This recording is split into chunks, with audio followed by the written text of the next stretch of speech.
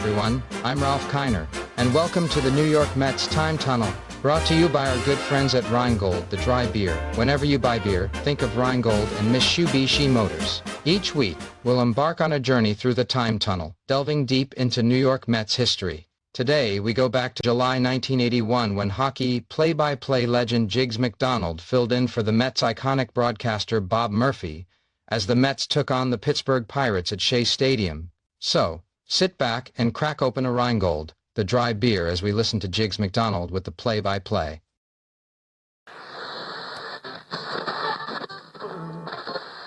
WMBQ is brought to you by Budweiser. For all you do, this Bud's for you. By Datsun, who would like to remind you that it's a long way to empty in a Datsun. A long way.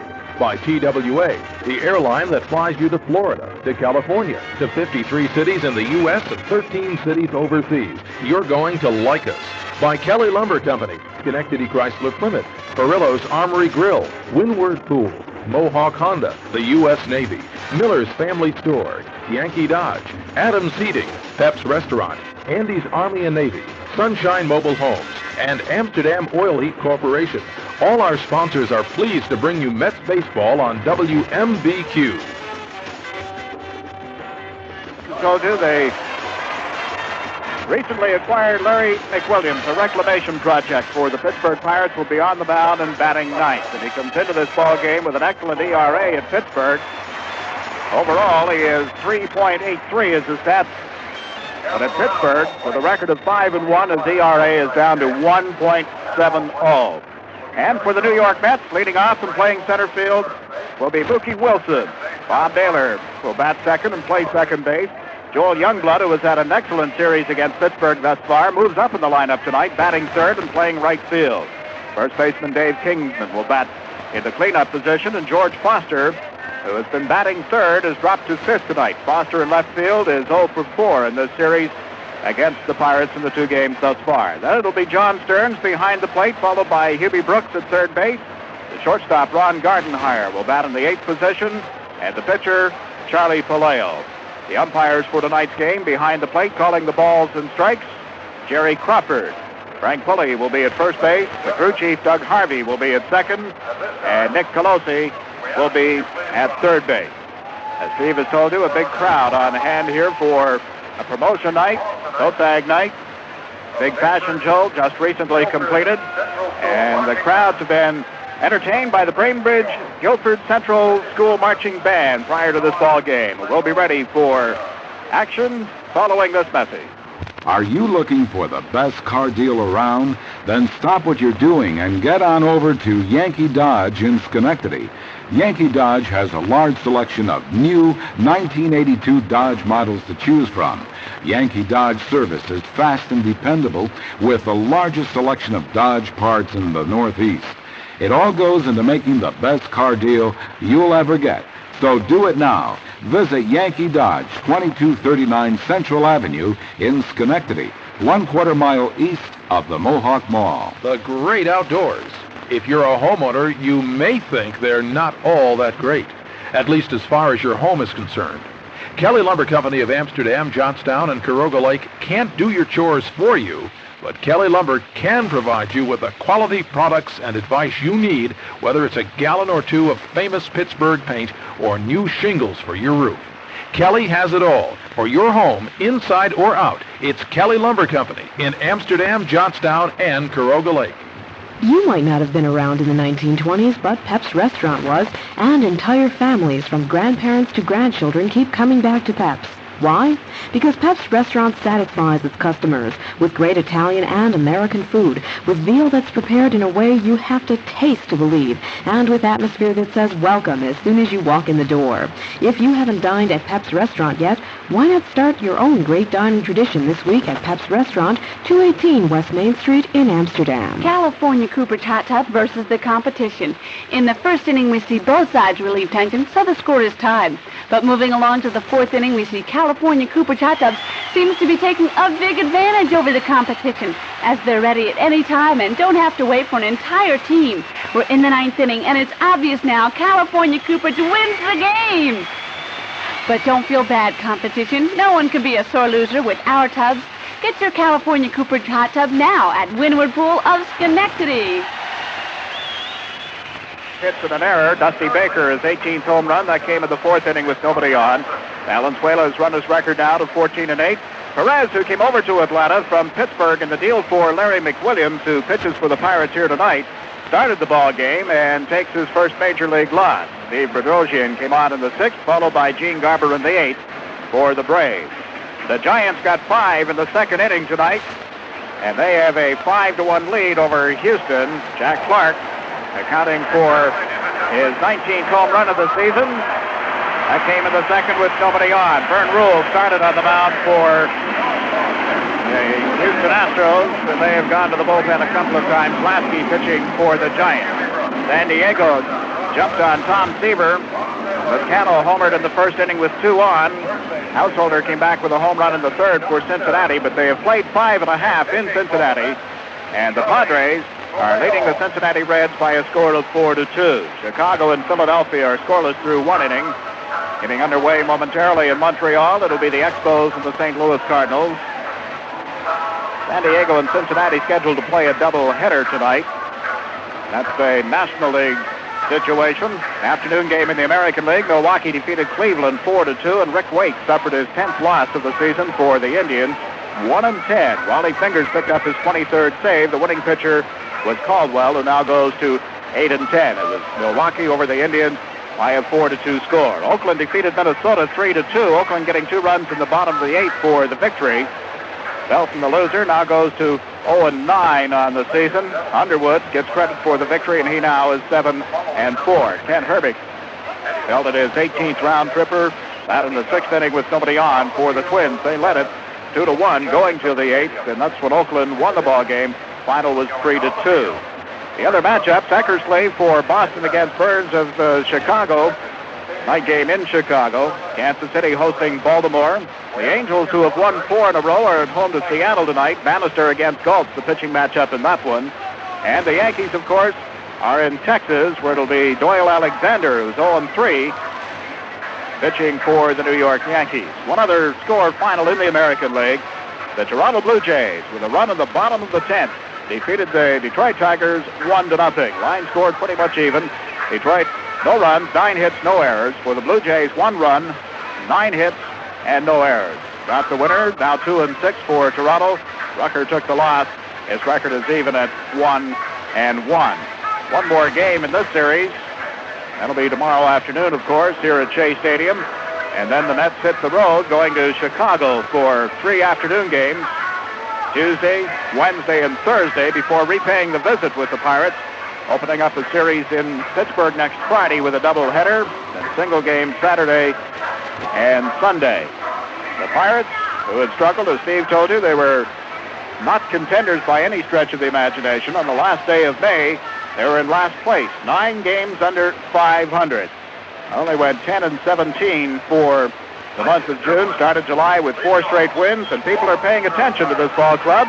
And Omar Moreno, who leads the National League in stolen bases, leads it off. But to tell you all about it, here's Steve Lamar.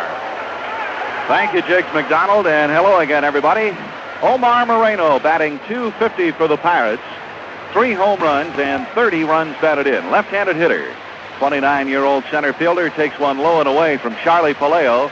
1 ball and no strikes.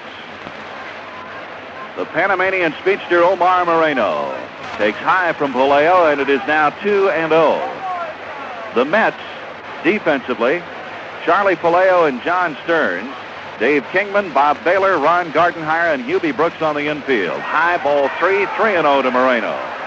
In the outfield, George Foster in left, Mookie Wilson in center, and Joel Youngblood is in right. Palaio with a 3-0 pitch. He walked him, and Moreno is on base. So Palaio walks the National League's top base stealer, Omar Moreno, to open the ball game. Not the way you want to start a ball game, and especially walking Moreno. 46 steals, been thrown out 20 times. Stearns has gunned him down regularly in this series. Got him twice on Thursday night. Nailed him again last night. Lacey has been the guy who has been running the Mets crazy on the base pass. But Moreno always a threat. Now the hitter is Johnny Ray, the Pirates' second baseman, and what a rookie. He leads the league in base hits with 121. He's batting .307. Switch hitter hitting left-handed, and the first pitch in there caught the outside corner for a strike one call. Jerry Crawford calling the balls and strikes. Frank Pulley is the umpire at first, Doug Harvey is second, and Nick Colosi is at third. 0-1 to Johnny Ray. Palaio will go to first base. Not in time. Moreno back easily. A big crowd at Shea for this Saturday evening ball game. Final game of the series tomorrow afternoon. Then the Mets on the road. Another throw by Palaio is late. Joe Lynette coaches at third base for the Pirates. And Al Monchak is the coach at first. Throw to first base, close, but not in time. The throw was into the runner. Kingman stabbed it. Moreno diving back, got the hand on the bag, says first base umpire Frank Pulley, before the tag by Kingman. That was close. Charlie has a pretty good move to first. Maybe not the best on the Mets pitching staff, but it is a good move. Kingman took a good long look at Pulley to make sure that he was correct in his call. The count 0-1 to Johnny Ray. Again, Palaio to first. It is not in time. Moreno with 46 stolen bases to lead the league. He's been caught 20 times. He's been caught 3 times in the series. Another throw, not in time. Palaio 7-7 on the year. A 4.08 earned run average. He is 27 years old, born in Glen Ridge, New Jersey.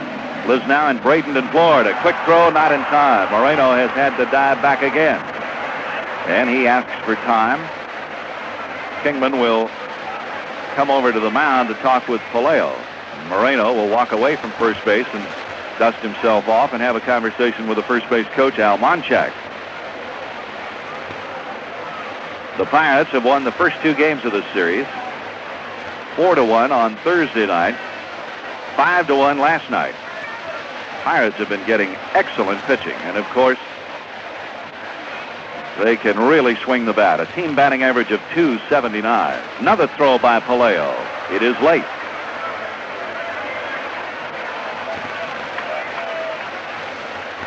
Johnny Ray still waiting for an 0-1 pitch. Moreno with the lead. Draws another throw. Not in time.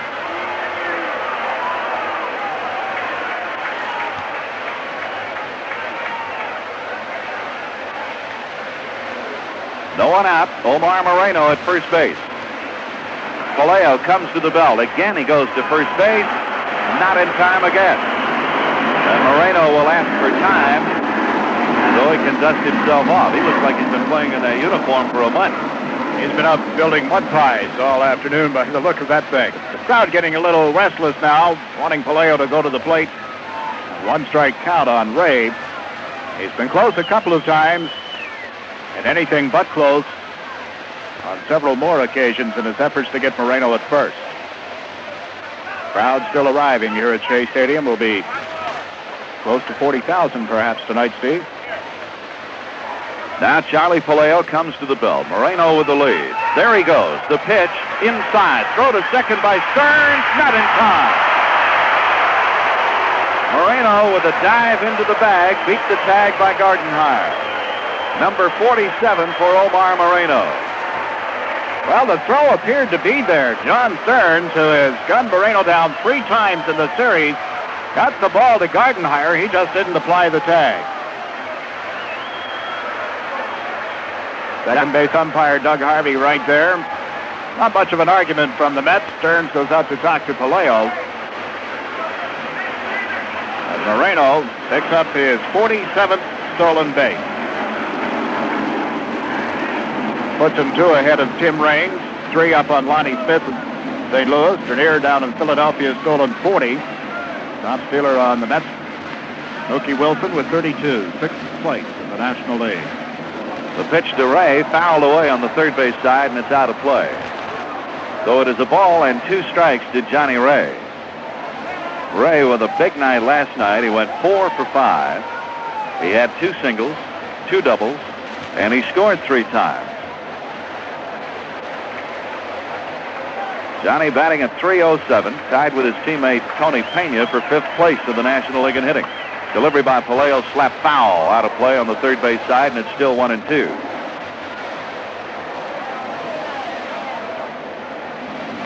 Moreno drew a leadoff walk. And after several throws over to first base by Charlie Palaio, Omar Moreno stole second base. Johnny Ray is the hitter. No one out. The count, a ball and 2 strikes. And Bill Madlock, the 3-time batting champion, is on deck. Palaio to the belt as Omar Moreno dances away from second. He has a big lead. Here's the pitch to Ray. Low and away. 2 balls, 2 strikes. The Mets play Johnny Ray straight away in the outfield. Ray has done most of his hitting left-handed. He's batting .326 from the left side. Now Gardenhire in behind the runner Moreno, but there is no pickoff throw by Palaio.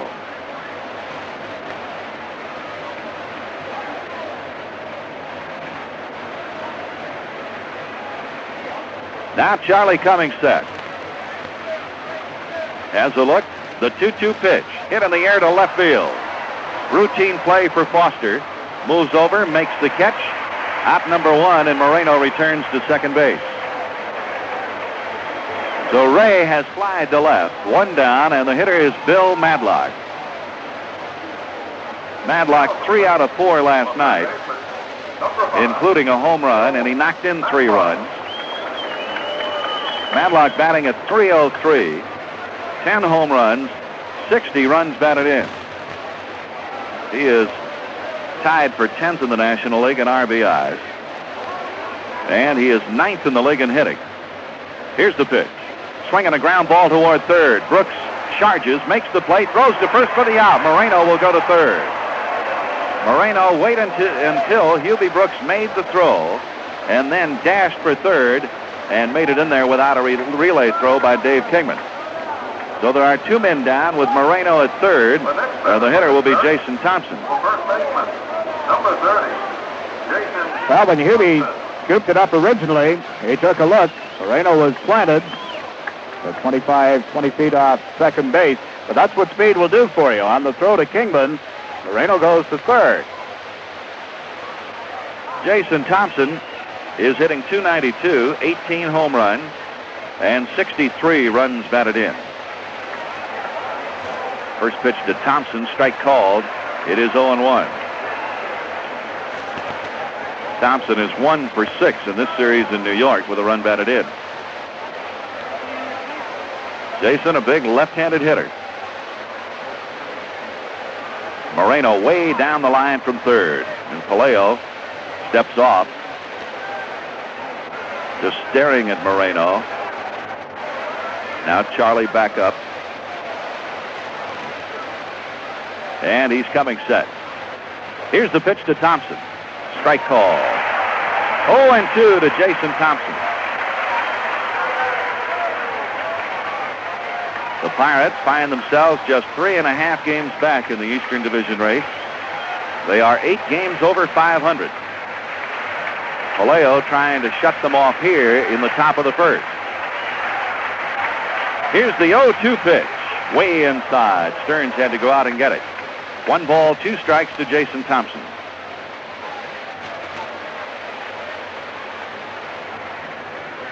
Pittsburgh with a team batting average of .279. And in the 7 games against the Mets this year, the Pirates are hitting .316 as a team. Moreno leads at third. The 1-2 pitch, slap foul off to the left of the plate, out of play. Still 1-2 to Jason Thompson. The Pirates acquired Jason Thompson from the California Angels in April of last year. It was in exchange for catcher Ed Ott and pitcher Mickey Mailer.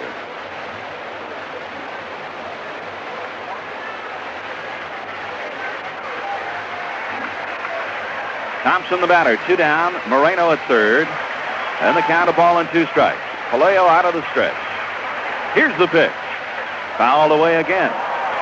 And a continuing count of 1-2, and a new supply of baseballs will come up to the plate umpire, Jerry Crawford. How about those Los Angeles Dodgers? They go into Atlanta, sweep a doubleheader last night, and then go to Fernando Valenzuela today, and he shuts out the Braves 3-0. The pitch by Palaio. Breaking ball fouled away behind the plate, out of play. Still 1-2. I didn't see the end of the ball game, but some of the reports here at Shea Stadium tonight telling us that the Braves were upset. Threw at Guerrero, threw at Sachs in the later innings. They have one more in that series tomorrow afternoon in Atlanta. That could be a very interesting ball game. I wouldn't be a bit surprised. The Dodgers now 7.5 back of the Braves in the Western Division. San Diego needs a victory tonight to remain in second place. Here's the 1-2. Missed away. Palaio went with a fastball, tried to nip the outside corner and just missed. 2 balls, 2 strikes.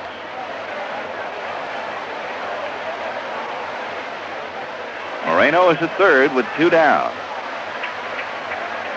Now Palaio is set. The pitch to Thompson. Bounce foul over toward the Pittsburgh dugout.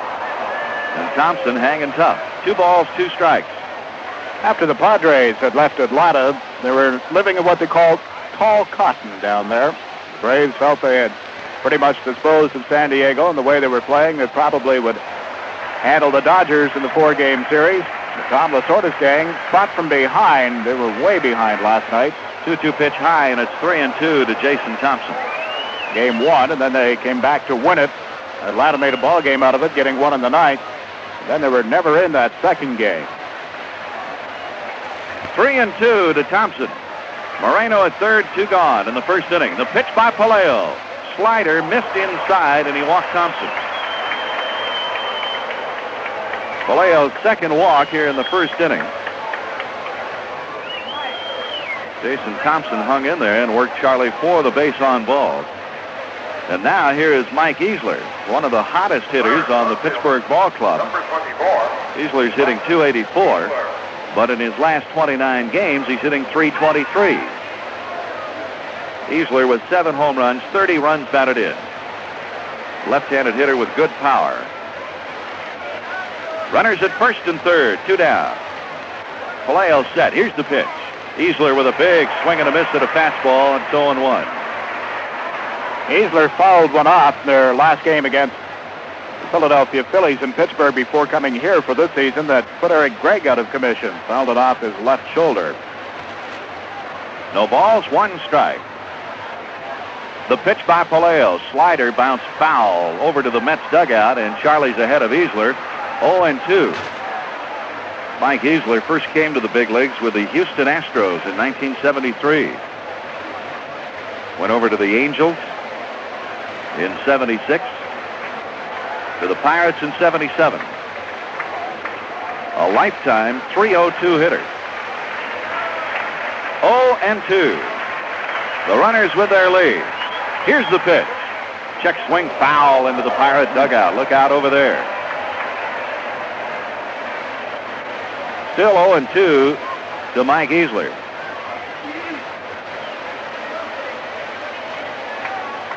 Charlie Palaio has lost 3 of his last 4 decisions, 5 of his last 7. Trying to get out of a first inning jam tonight. The 0-2, high and away. A ball and 2 strikes. Lee Lacy is waiting on deck for Pittsburgh. The Pirates have been red hot. They've won 35 and lost only 18 since June the 1st. And since June the 1st, the Mets have gone the other way. They've lost 35 of their 52 games since June the 1st. 1-2 to Easler. Palaio set. Thompson goes. The pitch inside. Stearns throws to Gardenhire, who's nowhere near second base. Throw back to third, not in time. Thompson with a stolen base. Gardenhire was nowhere near second base. Stearns threw the ball to him. Ron tried to get Moreno off third. Threw to Brooks, but Omar got back. Difficult to think that that's the play that was on, hoping to trap Moreno off third. But as Steve pointed out, Gardenhire was nowhere near second, didn't have any opportunity against Jason Thompson. All he could hope for was that Moreno would break to the plate, and they'd have an opportunity Try to get him there in his effort to get back. As it is, we've got runners at second and third, 2 away. 2 men in scoring position. 2-2 the count to Easler. Here's the pitch by Charlie. Ground ball toward third. Hubie gloves it. Here's the throw to Kingman. The inning's over. Palaio gets Easler on a bouncer to Hubie Brooks. In the first inning, no runs, no hits, no errors, 2 walks, 2 stolen bases, and 2 men left in scoring position. We're in the middle of the first inning. The score, the Pirates nothing. The Mets are coming up. Honda made it simple, and Mohawk Honda in Schenectady will make it easy for you to own a new 82 Honda. You'll get a car price to match your budget, and then Mohawk Honda's computer diagnostics will help you keep your new Honda in top shape. If it's a used car, Mohawk Honda has a supply of pre-owned Hondas from steady customers who like to trade up. So come drive a fuel-efficient Honda soon. The selection has never been better at Mohawk Honda, 756 State Street, Schenectady. Adams Heating, 2509 Broadway, Schenectady, says get into the swing of things this summer with a new Bryan Heat Pump air conditioner, the smart new way to heat and cool your home and cut your annual heating cost up to 60%. Yes, a Bryan Heat Pump air conditioner is engineered throughout for efficiency, reliability, and quiet operation. So for a new heat and cool year, see Adams Heating, 2509 Broadway in Schenectady. You're listening to Mets Baseball on WMVQ. See Dee or Bernie at B&L Auto Supply, 27 Fairfield Drive in New Fairfield, Connecticut. Charlie Palaio worked his way out of first inning trouble, and the Mets are coming up in the bottom of the first inning with Mookie Wilson, Bob Baylor, and Joel Youngblood to hit against Larry McWilliams. McWilliams, a real success story for the Pirates since being acquired from Atlanta on the 29th of June in exchange for pitcher Pascual Perez and a player to be named later. In his first 3 starts with the Bucks, McWilliams defeated Montreal, Houston, and Atlanta, then lost a ball game to Houston. Since then, he has defeated the Cincinnati Reds 3-2, and he combined with Rod Scurry last Tuesday night for a 4-0 shutout over the Philadelphia Phillies. McWilliams with the Pirates is 5-1 with a 1.70 earned run average. Overall, a 7-4 record, 3.83 ERA. This is Larry McWilliams' 9th start of the year, his 7th start with Pittsburgh. And Mookie Wilson leads it off for the Mets. Mookie's batting average, .278, 4 home runs, 38 RBIs. McWilliams with the pitch, caught the outside corner, 0-1 to Mookie. McWilliams was born in Wichita, Kansas, 28 years ago. A lanky left-hander. He's 6'5", 175 pounds. Mookie takes low. 1 ball and 1 strike. McWilliams used to be one of the slowest workers in the National League. When he first came along to Atlanta, it took him a long time between pitches, but he hustled that up. He was sent to the minor leagues in Richmond. He worked on that, developed a couple of new pitches. Pitch to Mookie. Fastball taken for a strike on the outside part of the plate at the letters, and it's 1-2. Johnny Sane helped Larry McWilliams when Larry was in the Atlanta organization. 1-2 pitch. Swinging a bouncer foul at the plate. It's still a ball and 2 strikes to Mookie. The Pirates defensively with Jason Thompson at first base, Johnny Ray at second, Dale Berra at shortstop, Bill Madlock at third, Mike Easler, Omar Moreno, and Lee Lacy in the outfield left to right. Tony Pena is the catcher. Larry McWilliams winds and throws 1-2. Low and inside, 2 balls, 2 strikes to Mookie. Boy, have the Pirates been getting some pitching. Well, that's the key. Without a Dave Parker, without injury problems, you don't really expect Pittsburgh to be there. But when you take a look at the pitching, Candelaria threw the ball as well last night as he has at any time in his career, in my opinion. 2-2 pitch bounce foul at the plate. Still 2-2 to Mookie. And we had Robinson working here on Thursday night. After shoulder surgery, he's back in the groove, going well. You've got McWilliams, who's off to a great start since coming over from Atlanta. Roden in their lineup as well. The bullpen has been one of the keys. Jacoby is back in form. Scurry has come out of there and pitched very well for the Pirates. They have to be regarded as a threat, folks. They definitely do. Here's the pitch to Mookie. Strike 3 call.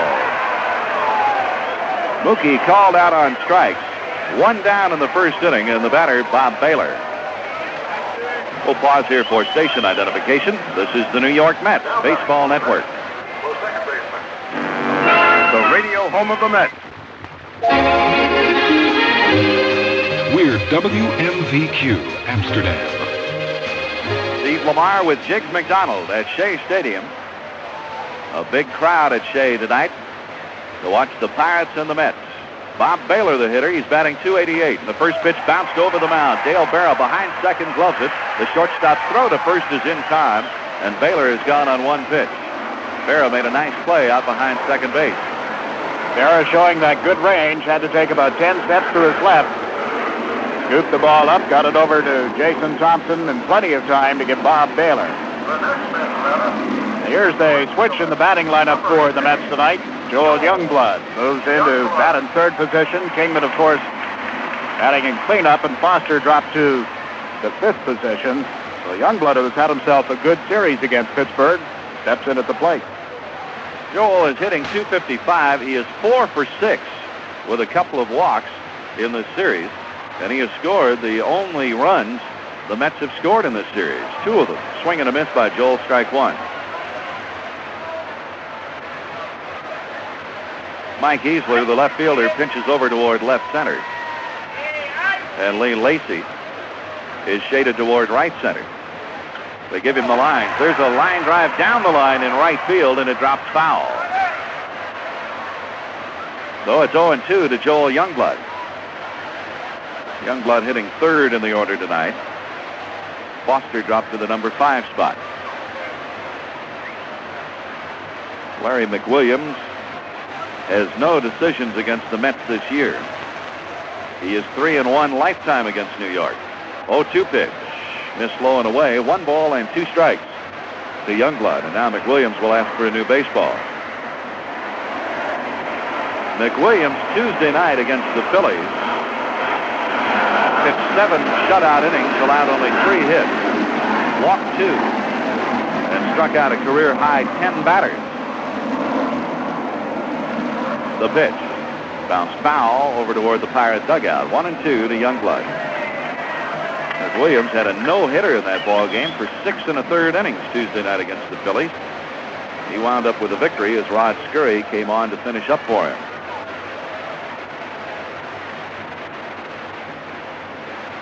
Now the 1-2 by McWilliams. Strike 3 called on the inside corner. Slider from McWilliams. He got it over and nipped the corner, and Youngblood is called out on strikes. The Mets go in order in the first inning. Nothing across, and at the end of 1, there is no score. But for for being on the job and working hard all day.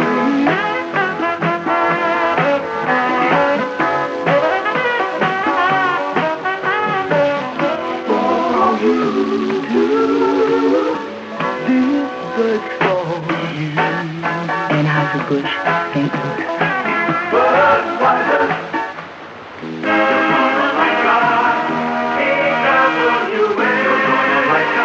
TWA is taking people out of the lineup. With TWA's Airport Express, instead of lining up in airports, you can get round-trip and connection boarding passes before you leave town. So on your way home, you can go straight to your seat instead of straight to the end of a check-in line. So go straight to the phone and call your travel agent or TWA. TWA's ambassador class to California is a separate business cabin with wider seats than ever before. Juvenile Mart and Sleep Shop in Flushing is ready to go to bat for you with a swing and a savings on Super Sealy bedding. Come on in now for your best selection, and make sure you touch all bases. Juvenile Mart is loaded with specials throughout the store. They are true bedding professionals who know how to give you the best night's sleep at the greatest price. So come on in now to Juvenile Mart, Queens' largest juvenile furniture store, 15805 Northern Boulevard in Flushing. You'll walk out with a winner. Sealy, really. Here is Lee Lacy to lead off for the Pirates in the top of the second inning. No score in the ball game. The pitch by Charlie Palaio, high and tight. 1-0 to Lee Lacy. Lacy hitting .282. Right-handed batter. Palaio delivers, and Lacy tried to check the swing, could not. Went around. 1 ball and 1 strike. Lacy has hit 2 home runs. He's had 16 runs batted in. 5 of those RBIs have been game winners. And the pitch. Slider grounded towards second base. Bobby Baylor gloves it, throws out Lacy, and there's 1 man down in the second inning. Lacy out on a ground ball to Bobby Baylor, and that brings up the catcher, Tony Pena. Pena 0 for 4 last night, and that is unusual for him. He is hitting .467 on the year against the Mets. His average against the league, .307. He's tied with teammate Johnny Ray for the number 5 spot in the National League batting race. Pirates have 3 men in the top 10 in hitting in the league. Johnny Ray, Tony Pena, and Bill Madlock. Here's the pitch by Palaio, a slider in there for a strike called, and it's 0-1. Pena has had 2 out of 8 in the series. Fastball from Palaio, missed down low, 1 ball, 1 strike. Palaio 0-1 this year and lifetime against the Pittsburgh Pirates. He delivers off-speed breaking ball, grounded foul into the Mets dugout. So it is 1-2.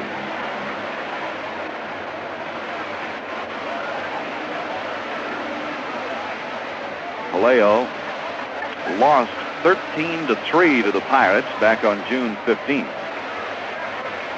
Had a no decision against them on June the 9th here at Shea. Pitched 8 innings in that game. Gave up 2 runs on 10 hits. And the pitch. Pena trying to bunt his way on. Couldn't get it. He's out of there. Pitch was up high. Pena went after it, trying to bunt it down the third baseline, and he's out on strikes. Palaio's first strikeout. Charlie leads the Mets staff in strikeouts at 77 on the season now. He gets his first of the night. 2 down, nobody on, and here's Dale Berra. He takes the strike. It's 0-1. Dale Berra on the 7th of June was hitting .182. Now hitting .260. He fouls one off the end of the bat over toward the railing, just to the left of the Mets dugout, and it's 0-2. Well, when we were at Pittsburgh, middle of June, he was hearing it from the crowd. They were really on him, but he has turned it around. They're now in his corner. He's become a hero again in Pittsburgh. 0-2 pitch. Fastball low. 1 ball, 2 strikes. Chuck Tanner stayed with Dale Berra. He said, he's my shortstop, and I know he's going to come around. And he has. 1-2 pitch. Just missed away. 2 balls, 2 strikes. Berra has hit safely in 20 of his last 28 games, averaging .330 in his last 28 ball games. Breaking ball, slider, called, strike 3, and the side is retired. Berra caught looking. Palaio's second strikeout, and he has an easy second inning. The Pirates go in order in the second. No runs, no hits, nobody left. The end of an inning and a half at Shea Stadium. There is no score. If you're looking for the best mobile home you can find, Sunshine Mobile Homes has just the one for you. They are the exclusive dealer of mobile homes by Holiday. Holiday is America's finest built custom home. There are many features available. You can even design the home of your dreams. Holiday homes are built up to 75 feet long with 2 or 3 bedrooms to fit your needs. It's Sunshine Mobile Homes, Route 30 in Mayfield and Vale Mills, for the most reasonable prices in the area. At Sunshine Mobile Homes, my friend, we're America's good old boy. Oh, yeah. Want a good hot lunch? The kind that might expand your belt and not deflate your wallet? Cross over the bridge to Perillo's Armory Grill. Perillo's is serving hot lunches Tuesday through Friday. All kinds of sandwiches are available, and there's homemade soup every day. Want a suggestion? Perillo's linguine with red or white clam sauce is great and just $3. How about meatballs, mushrooms, and peppers with French fries or spaghetti? Only $2.75. For your next hot lunch, make it Perillo's Armory Grill, Bridge Street, Amsterdam. Closed Sundays and Mondays. You're listening to Mets Baseball on WMVQ. So come for your...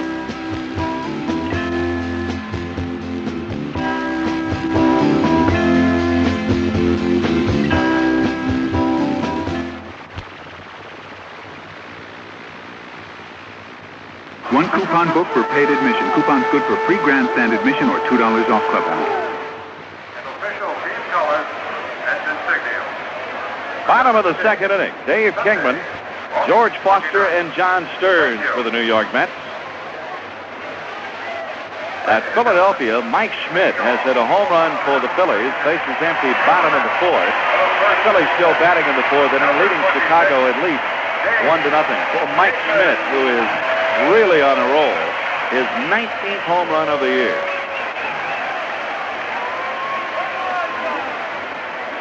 Here is Dave Kingman.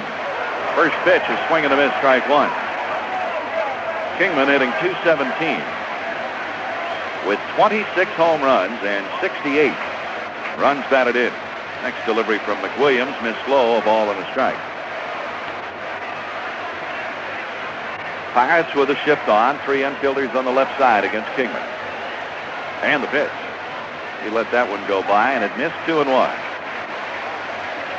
The home run by Mike Schmidt against the Cubs tonight, the 333rd of his career. Last night he passed Hank Greenberg on the all-time home run list. Tonight Schmidt passed Bobby Bonds. Delivery outside to Kingman, 3-1. Mike Schmidt is now 37th all-time in home runs. 3 balls, 1 strike to Dave Kingman, leading off the Mets' home second inning. And the pitch. Swing and a miss. 3-2. On the season, Schmidt, as you mentioned, with 19 now. Clark hit his 19th of the season this afternoon. 3-2 pitch inside, ball 4. So we've got a 3-way tie for 5th place in the National League Home Run Derby. Guerrero of Los Angeles, Clark of the Giants, and Mike Schmidt of the Phillies. Now Foster hearing it from the crowd as he steps in with Kingman on with a walk. Foster again tonight was out early taking batting practice. Jim Fry working with him. We'll see if there are any results. George has suffered through this series 0 for 4, and on the year 2 hits in 24 official at-bats against the Pirate pitching staff. And George batting .125 since the All-Star break. 5 out of 40. First delivery high and away from McWilliams, ball 1. At Montreal, Steve Mura pitching for the Cardinals, Ray Burroughs for the Expos. No score at the end of 1. San Diego playing a doubleheader at Cincinnati tonight. And the Padres leading in the first game 5-4 in the bottom of the 8th. Sixto Lezcano has hit 2 home runs in that game for San Diego. The pitch. It's too high and away, and it's 2-0 to Foster. Most of the pitchers against Foster recently have been low and away.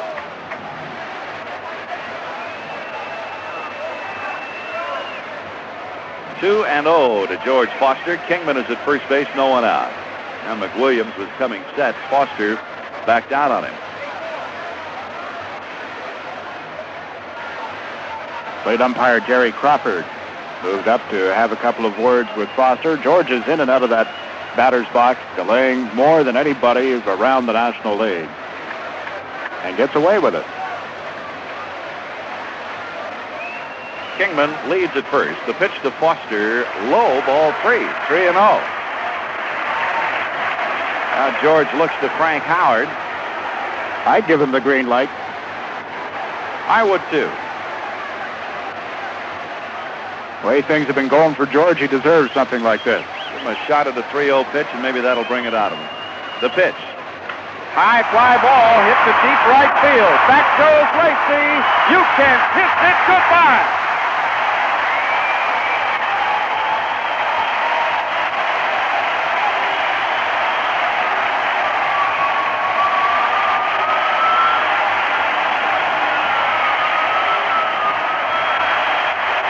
Well, it's been a long time since we've seen the Big Apple come up and show itself here at Shea Stadium. But George Foster, with his 11th home run of the season, has brought this big crowd to their feet. He got the green light on the 3-0 delivery from Larry McWilliams. Only the second home run that McWilliams has given up since going over to Pittsburgh. And Foster put it over the right field wall. And I mean over by a long shot. There was no doubt.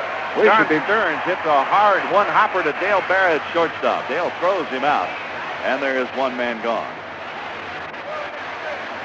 Well, Bambi gave him the green light on the 3-0, and Foster went to the opposite field. A long home run to right. George's first home run since the 9th of July when he homered off Eric Schau of the San Diego Padres. 2-0 Mets. And the batter is Hubie Brooks. First pitch to Hubie is up high as he was backing out of the batter's box.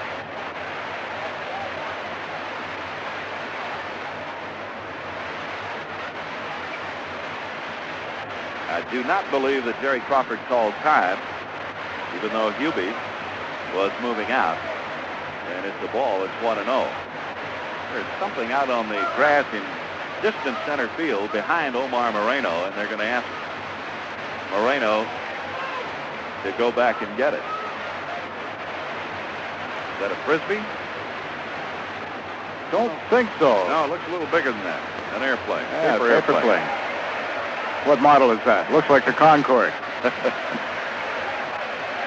Well, Omar wads it up and throws it over the center field wall. We'll get things going here again. Moreno looked at the plate umpire, Jerry Crawford, and said, "What do you want me to do with it?" And Crawford said, "Put it in your back pocket." Ain't my job, man. The 1-0 pitch to Hubie fouled away to the screen, and it's 1-1. A walk to Dave Kingman, and then George Foster on a 3-0 pitch, belting one over the right field wall. Pitch to Hubie, line to left field. Easler is there, however, and makes the catch for the out. Hubie hit that ball hard, but right at Mike Easler in left. So 2 men gone in the second inning, and the batter will be Ron Gardenhire. Number 19, Ron Gardenhire. Well, it's nice to have a lead. Mets have been forced to play catch-up baseball, especially in the series against Pittsburgh. First pitch to Gardenhire, low, ball 1, 1-0. Ronnie batting .232. He has driven in 23 runs for the Mets. Next delivery, missed ball 2. The Astrodome, Giants leading Houston 5-2 in the bottom of the 8th. Gardenhire swings, and it's a high fly ball foul down the right field line and out of play. That is the first game of a doubleheader, San Francisco at Houston. There's also a doubleheader, as we said, in Cincinnati, the Reds hosting San Diego. They are now through 8 innings, with the Padres ahead 5-4 over Cincinnati. Pitch to Gardenhire, line to center. Omar Moreno backing up. He's there and pulls it down for the out. And the side is retired. The Mets hit the ball hard in that inning. In the second, 2 runs, 1 hit. The home run by Foster. Nobody left. And after 2 at Shea Stadium, it's the Mets 2, the Pirates nothing.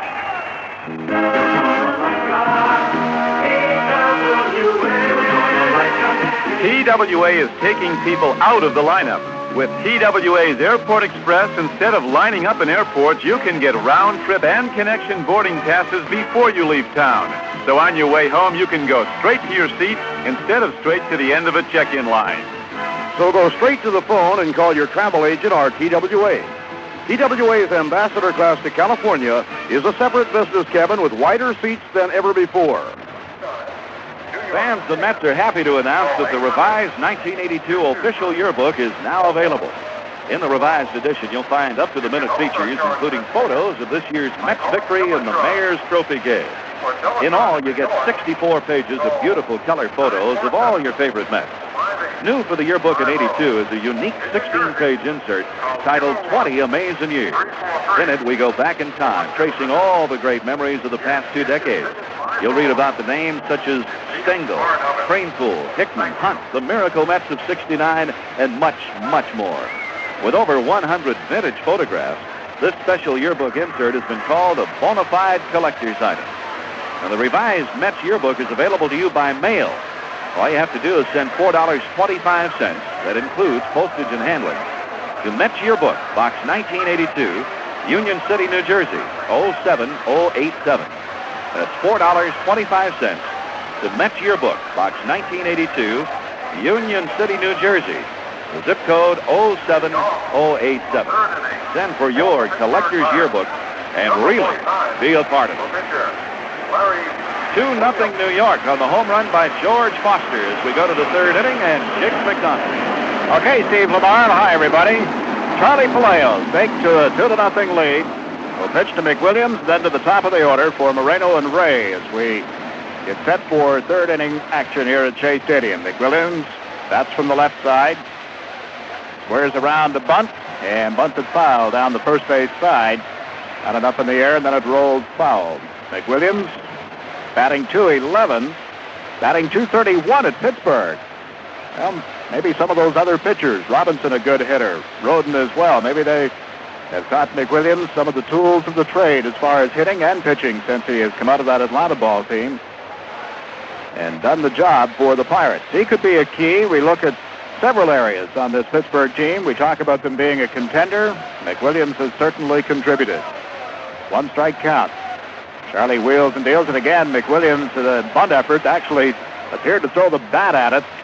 And that's strike 2. Think back, but the one moment of fame McWilliams had in his Atlanta career was when he and Gene Garber combined to stop Pete Rose in that batting streak. Williams made a great play that night, sort of a Hofer grab to Rob Rose. And Garber came in and threw his thing, and they shut him down.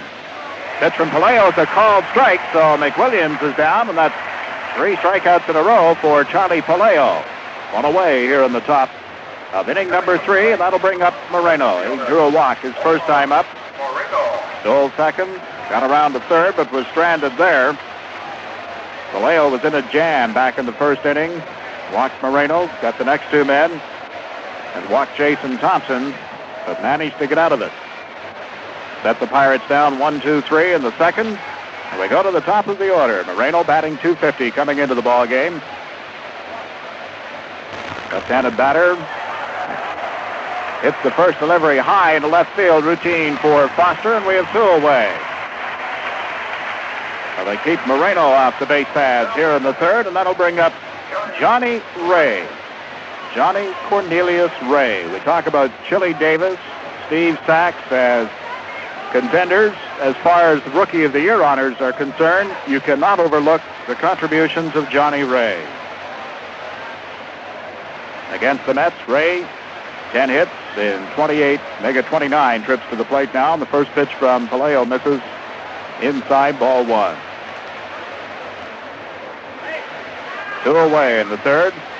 Charlie, the pitch is swung on, hit foul. Down the third base side and back into the seats out of play. So a ball and a strike. In this series, Mets pitchers have fallen behind the batters consistently, but not tonight. Palacios up in front of them. Pitch is swung on and ground ball into left field in the gap. So the Pirates get their first hit of the ball game as Johnny Ray is on at first. That'll bring up Bill Madlock. Madlock, another guy who has been feasting off the Mets pitching staff, hitting .393 against them, .303 against the National League, hitting .500 in this series. Coming into tonight's ball game, he grounded to Gibby Brooks at third his first time up. So man on, 2 away. Palacios delivery outside, ball 1. Ball and no strikes to the right-handed hitting Bill Madlock. One more game in this series. That'll be tomorrow afternoon here at Shea Stadium. Game time 1:35. Palacios checks the runner. Ray back in time as the throw over to Kingman was late.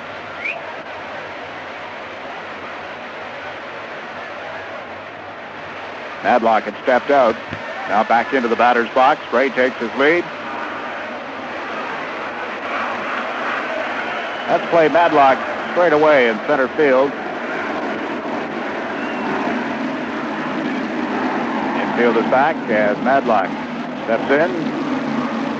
The pitch from Palacios fouled off. down the third base side. So the count is a ball and a strike on Bill Madlock.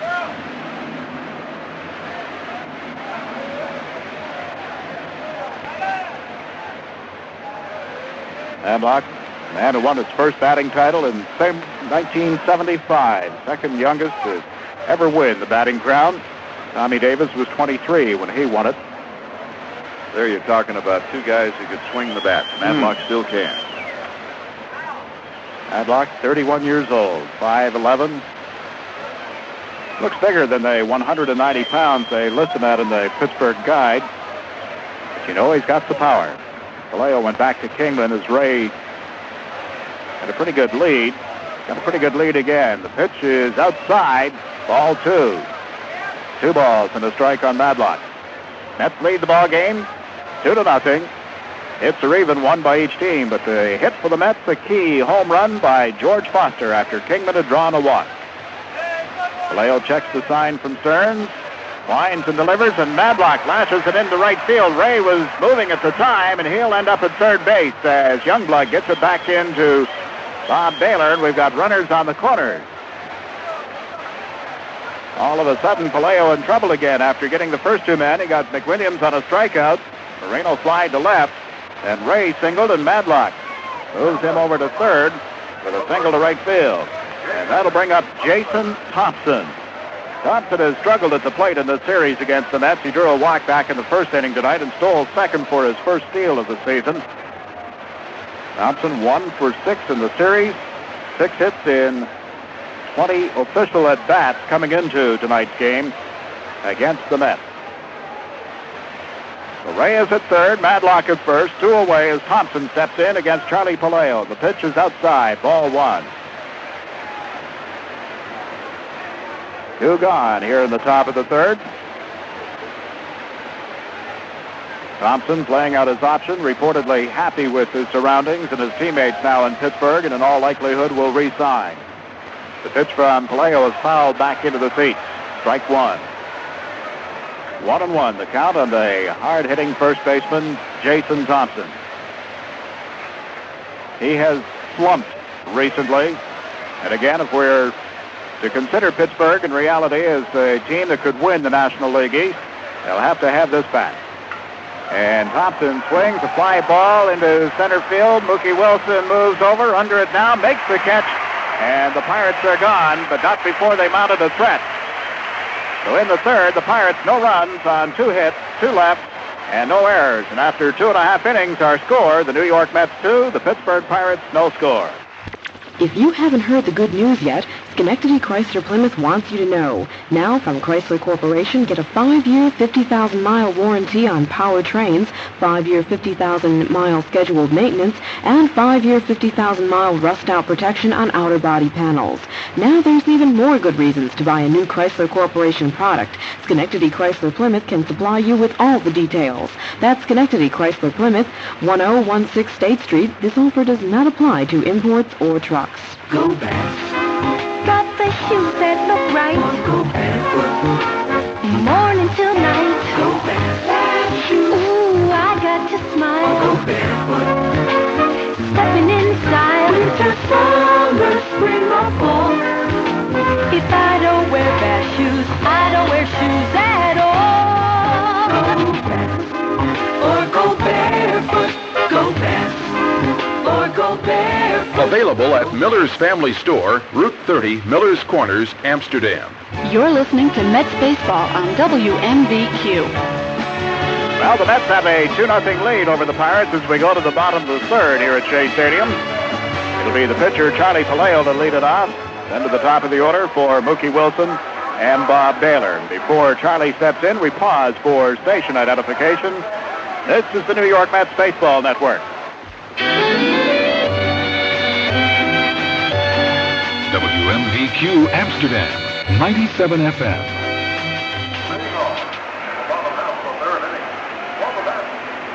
National League East standings. Philadelphia leads by 1 game over the Cardinals. They're 3.5 games in front of the Pirates, 4 games in front of Montreal. Then you've got the Mets 13.5 back and Chicago 19.5 back. And Palaio on the first pitch from McWilliams slams it into right field. Crisscross between Lacey and Moreno, and it was Lacey coming over to make the grab on a well-hit ball. Charlie Palaio. The Mets hit McWilliams hard in the second inning, and Charlie Palaio picks it up here in the third. He takes a look at Lacey after he and Moreno had come over in a good play for the Pirates. Lacey with a fine running catch in the alley in right center field with Omar Moreno right there. Moreno was shaded to right field, so he was able to get into the gap also with Lacey, but it was Lacey with a fine running catch to pull it down. And here's Mookie Wilson, a strikeout victim his first time up. He takes the first pitch and slaps it into center field. Wilson around first, headed for second. There'll be a play. Mookie slides in. He's safe.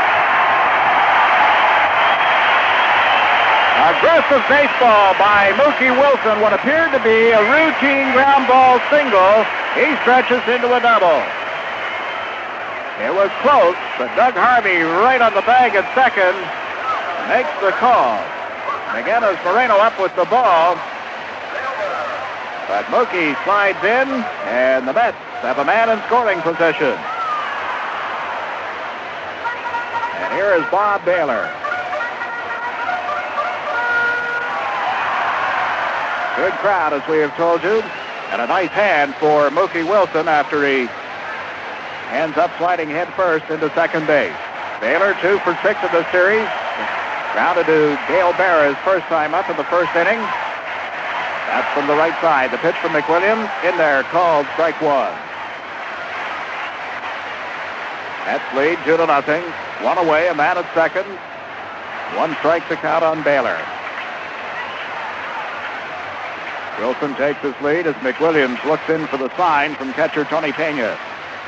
And McWilliams steps off, and Mookie is back at second base. Center fielder Moreno shaded around to the right. Lacey well over to the right side. Does the outfield for Bob Baylor. Baylor swings, and here's a foul ball into the seats beneath it. So the count is 2 strikes on Baylor. Youngblood in the on-deck circle. To be followed by Kingman, if we can get along that far in the Mets batting order. And now a beach ball comes out of the seat.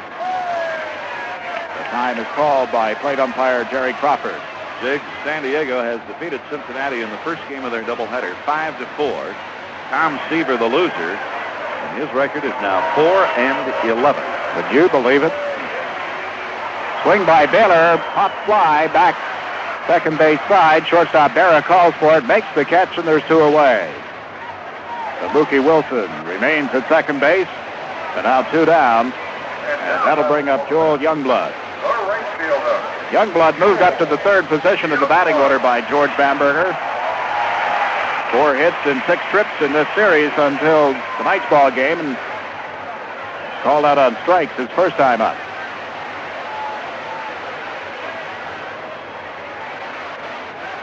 Youngblood batting from the right side. And the Pirates play him pretty well straight away. Now Jerry Crawford's got something going with the Mets dugout again. Last time we saw him, or I saw him at least, he was working a ball game in Los Angeles, and he got around to throwing Bamberger and Jim Fry, both. Ejected both of them from that Sunday afternoon game at Dodger Stadium. And he did it in no time at all, didn't he? There is no thought given. He had his arm up before they got out there to argue. It was a late call that brought the manager and batting coach Jim Fry from the dugout that afternoon. Now things have settled down. McWilliams' pitch is swung on and missed. Strike one to Joel Youngblood. I mentioned earlier that McWilliams used to be a very slow worker. He has speeded that up. He pointed out he got some help in Richmond, Braves farm system. Pitch is inside, called, strike 2. Youngblood doesn't agree with Crawford, takes a long look at the plate umpire. Now they get into a running dialogue. The slider cut in and not enough of the plate for strike 2. No balls, 2 strikes on Joel Youngblood. Mookie Wilson at second, 2 away. The Mets lead the ball game 2-0. Nick Williams into the windup. The pitch is inside. Ball 1. The ball and 2 strikes. Kingman in the on-deck circle. It was Kingman who drew a walk in the second inning before Foster belted one out of here, his 11th home run of the season. And there's another mystery. By this time of the year, you would have expected George Foster to have had at least 25 home runs. It just hasn't been. Nick Williams, the pitch is swung on. Ground ball, third base. Madlock up with it. Over to Thompson. Pulled him off the bag. The ball ends up in right field. Wilson around to score. Nobody covering second, and Youngblood is in safe. The Mets lead 3-0. Well, it appeared to be routine. And Chuck Tanner is up on the top of the Pittsburgh dugout, looking in dismay at his infield, at both Madlock and Thompson in particular. And then you carry it further. There was nobody covering second base by the time Lacey came up with the ball. So Youngblood is in safely. More importantly, Wilson came around to score. An RBI for Youngblood. And it is a 3-0 New York lead. The throw was down the line and into the runner, Youngblood, and as Joel went by, his shoulder hit the glove of Jason Thompson and popped the ball loose. It'll be an error, so that's no RBI. Madlock draws the air. Now Kingman flashes one, third base side. Madlock up, the long throw. Thompson has it, and the Mets are retired, but not before they add to their lead with the run scoring by Mookie Wilson. And in the inning, the Mets get 1 run on 1 hit. There was 1 Pittsburgh error and a man left. So at the end of 3, our score, the Mets 3 and the Pirates nothing. Now and then a new car comes along that'll make you look twice. Visit your Datsun dealer and look at the new Nissan Stanza, a front-wheel drive 5-passenger beauty that sips gas. This 2-liter 5-speed is EPA estimated 32 mpg, 46 highway. Use 32 for comparison. Your mileage may differ. Highway mileage will probably be less. Now, here's the big difference. You can cross your legs in the back seat. That's a lot of leg room for an economy car. The new Nissan Stanza. The sticker price on the deluxe 2-door is just $67.99, excluding taxes, title, license, and destination charges. The all-new Nissan Stanza in very affordable 2- or 4-door hatchbacks, only at your Datsun dealer. You can cross your legs in a Nissan Stanza. Got some See all the exciting 1982 Datsun cars and trucks at your Datsun dealer today. Right now, Modell's Betting and Dinette at East Meadow, Center Reach, Comac, and Bayshore has a lineup of championship betting, all very specially priced. You'll feel like you've just stolen a base. Prices are so low. Modell's will help you pick the comfort you want, the firmness you need, at a price that meets your budget. So come on in to Modell's now. They've got great values throughout the store, and they're ready to give you the best deal on the best betting that money can buy. Modell's Betting and Dinette at East Meadow, Center Reach, Comac, and Bayshore. Well, Mike Easler, who spent 10 years in the minor leagues, will lead it off for the Pirates as we go to the top of the 4th. Easler to be followed by Lacey and Pena. 3-0 Mets, and Easler swings at the first pitch from Palaio and fouls it high and well back down the left field line. So 1 strike, the count to the left-handed hitting Mike Easler. Palaio into the windup, the pitch high and outside, ball 1. You'd like to see a guy like Easler, all that perseverance to stick it out in the minor leagues for that long and then to come up and make it. Indeed you do. The pitch from Palaio took something off and it was high, ball 2. 10 years in the minor league. 1980, he was a recipient of the Pirates' Roberto Clemente Award, swinging a high fly ball, hooking foul down in the left field corner. Foster gave it a run, couldn't get there. So the count is even, 2 balls and 2 strikes on Mike Easler. Easler grounded to Hubie Brooks to end the first inning, his only trip to the plate tonight. He has 7 home runs, 30 runs batted in.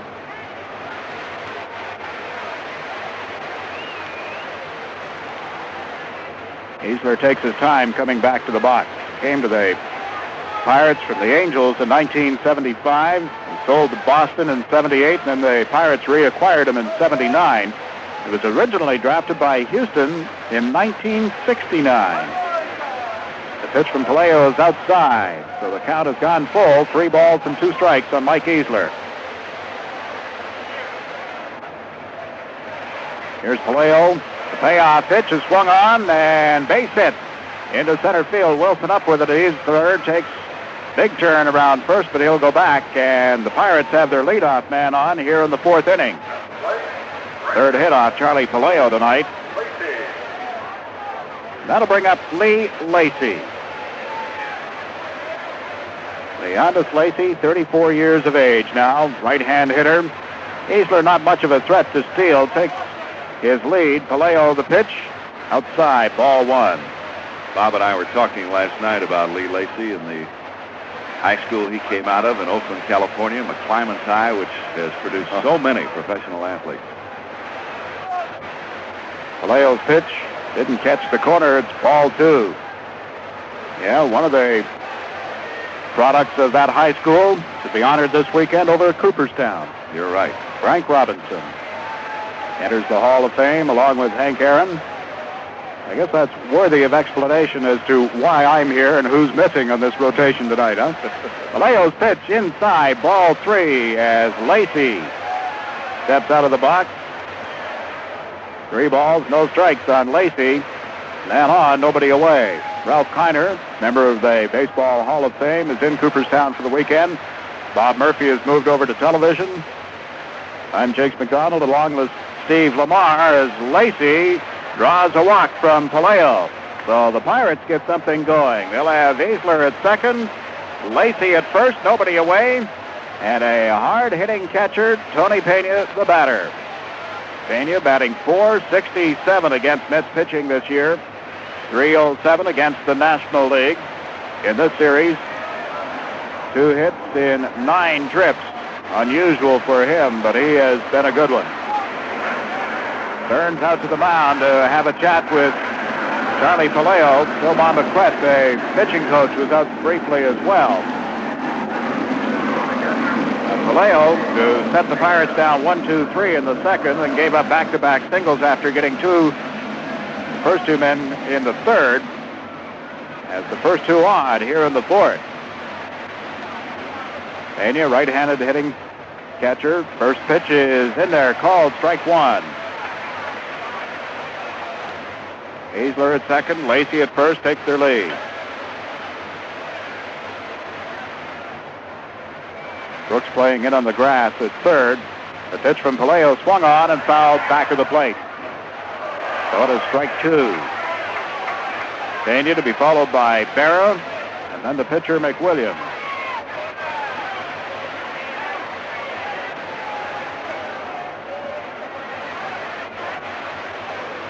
Pena takes his time, having stepped out of the box.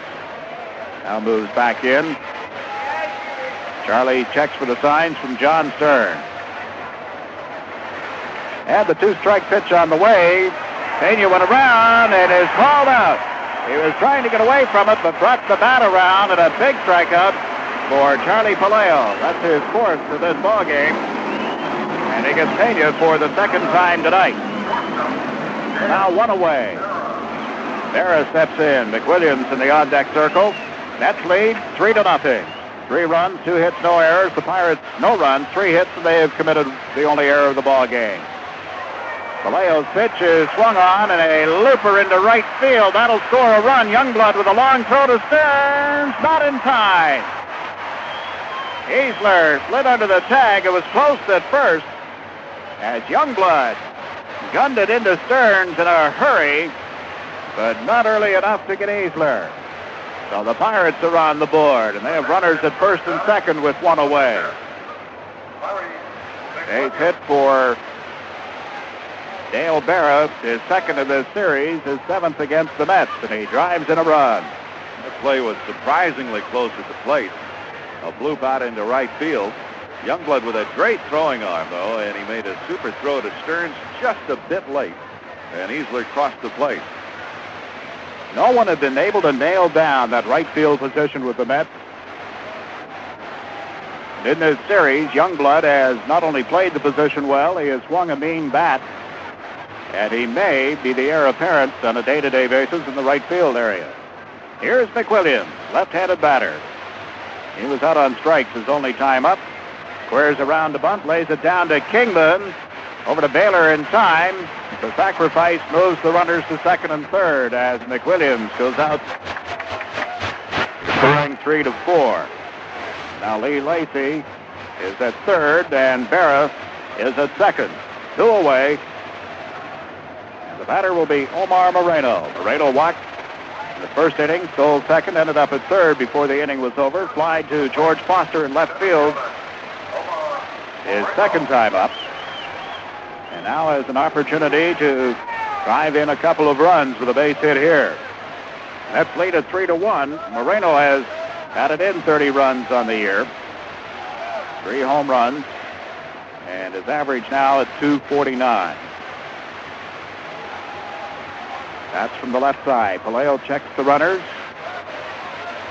Checks the sign, the delivery. Outside and high. Ball 1 to Omar Moreno.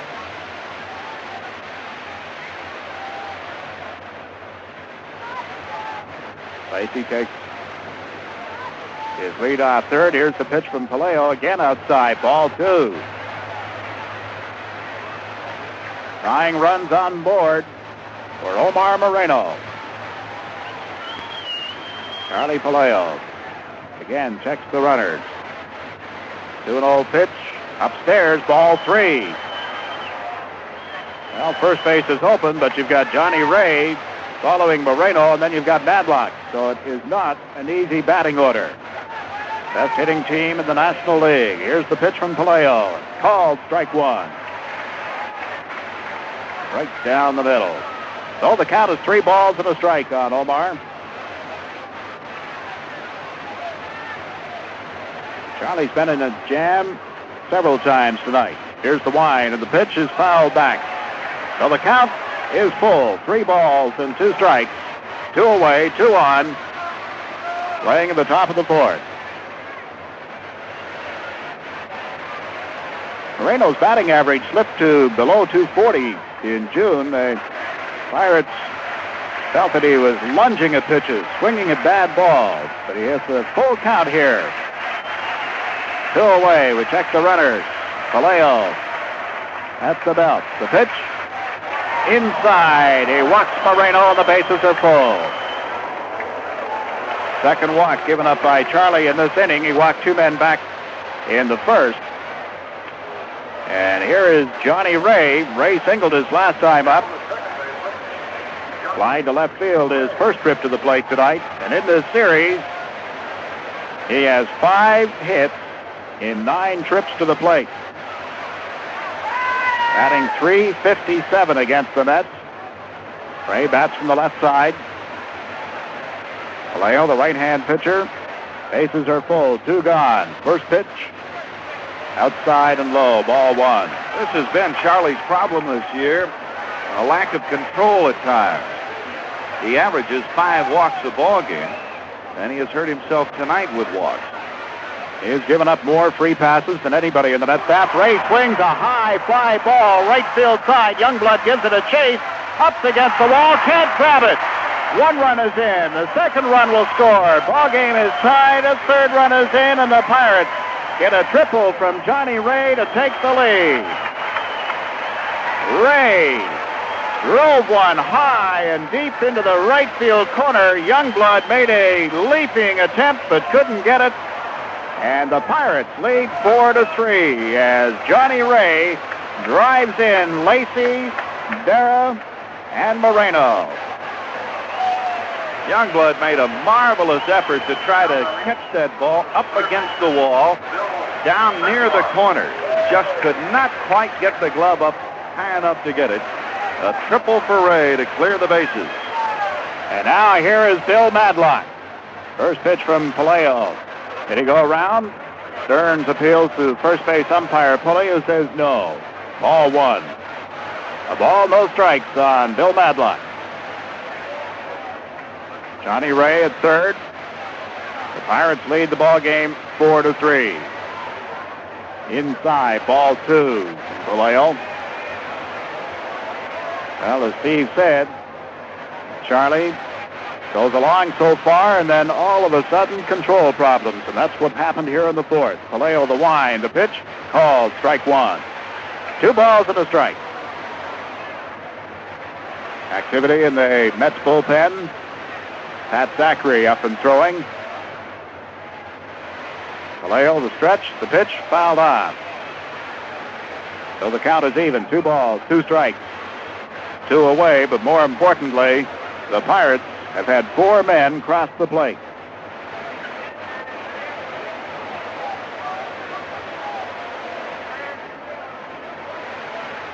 So the count, 2 balls, 2 strikes. Ray takes his lead off third. The pitch from Vallejo swung on. High fly ball, center field. Mookie Wilson going back under it, makes the catch, and the Pirates are retired, but not before they do some damage. 4 runs on 3 hits, 1 man left. And after 3.5 innings, our score, Pittsburgh 4, the New York Mets 3. Andy's Army and Navy in Schenectady has all-purpose shoes for every member of the family, men, women, and children, for running, casual, basketball, Babe Ruth, and Little League. Whatever the purpose, Andy's Army Navy has the shoe. And Andy's has the famous names: Puma, Nike, Converse, Pony, just to mention a few. So for super shoes, for all purposes, for the whole family, and at super savings, see Andy's Army and Navy, 717 Albany Street in Schenectady. Are you looking for a job but don't have any experience? Today's Navy doesn't ask for experience, it gives it. In the Navy, you get the experience that you need in the field that you want. Navy training is the finest in the world, and it opens up the door to an exciting and rewarding future. There are over 70 different fields to choose from in the Navy. Fields like electronics, communications, and aviation. If you're a high school graduate or have a GED, contact your local Navy recruiter and see what the future might hold for you. Sponsored by the U.S. Navy. You're listening to Mets Baseball on WNVQ. No secret that where dirt can really damage your car is on the inside in the engine. That's why you need AC's Dirt Fighting Oil and Air Filters. AC oil filters have a rugged filtering material that helps filter out dirt to keep your engine clean.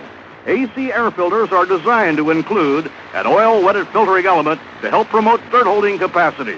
Help protect your car's performance. Get dirt-fighting AC filters. Fans see D or Bernie at B&L Auto Supply, 27 Fairfield Drive in New Fairfield, Connecticut. Well, the Mets had scored only 1 run on Thursday night, 1 run Friday night against the Pirates. They had a 3-0 lead that was erased in the top of the 4th. The Pirates, 4 runs on 3 hits, but more importantly, Vallejo walked 2 men, and they came around to score on that triple by Johnny Ray. So it is 4-3 Pittsburgh as we go to the bottom of the 4th, and to lead it off, Dave, that'll be Foster. George Foster, then Stearns, and Hubie Brooks due up for the Mets here in the 4th. Foster hits a home run with Kingman on board. His first time up, that was back in the 2nd inning. The first pitch from McWilliams is a ball. Larry McWilliams, 6'5", 28-year-old left-hander out of Wichita, Kansas, now makes his home in Texas in the offseason. Second pitch is in there, called strike. The ball and a strike to George Foster. Atlanta drafted McWilliams in the 1st round in 1974. Made the big team in 79 after a very impressive stint in 78. Third pitch from McWilliams was a ball. 2 balls and a strike. Into the wind. The pitch called strike 2. Fastball. At the Astrodome, the Giants beat the Astros 5-4 in the first game of their doubleheader. Lasky the win, Minton a save, Vern Rule the loser. Jack Clark his 19th home run. First game of a doubleheader. Here the Mets trail 4-3. The pitch from McWilliams inside, and the count is full to Foster. Stearns in the on-deck circle. 1 game left in the series, and that is tomorrow afternoon at 1:35 at Shea Stadium. Foster steps back into the box. McWilliams wheels and deals. Foster swings and misses, and he's out on strike. George Foster strikes out for the 81st time this year. And I mention that only because he is not that far off the pace set by Dave Kingman. Now, you expect a slugger like Kingman to strike out more than anybody else. Kingman has struck out 92 times. Foster now, 81st strikeout time. And here is Stearns. First pitch is outside and low. Ball one. One away. We're playing at the bottom of the fourth. Pirates lead 4-3. McWilliams pitch. High to Stearns. Ball two. Stearns batting at .299. He'd added over 300. In fact, was up around the leaders in the National League back in June. McWilliams fires. Swung on. Liner grabbed by Madlock at third. Two away. John has hit 2 bullets tonight and is 0 for 2. But a hard ground ball to short, a low liner fielded on one hop by Dale Berra, who threw out Stearns in the second inning, and now this shot drilled right at Madlock. And McWilliams with a chance to set the Mets down in order for only the second time tonight as Brooks steps in, and the first pitch is outside and low, ball one. Ron Gardenhire on deck, to be followed by the pitcher, Charlie Palaio. McWilliams into the wind. The pitch swung on. Bouncing ball. Shortstop Bear up with it. Over to Thompson in time, and the Mets go quietly. 1-2-3 in the inning. No runs, no hits, no errors. And after 4, the score at Shea Stadium, Pittsburgh 4, the New York Mets 3.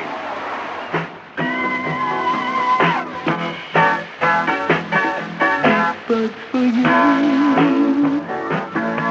for being on the job and working hard all day.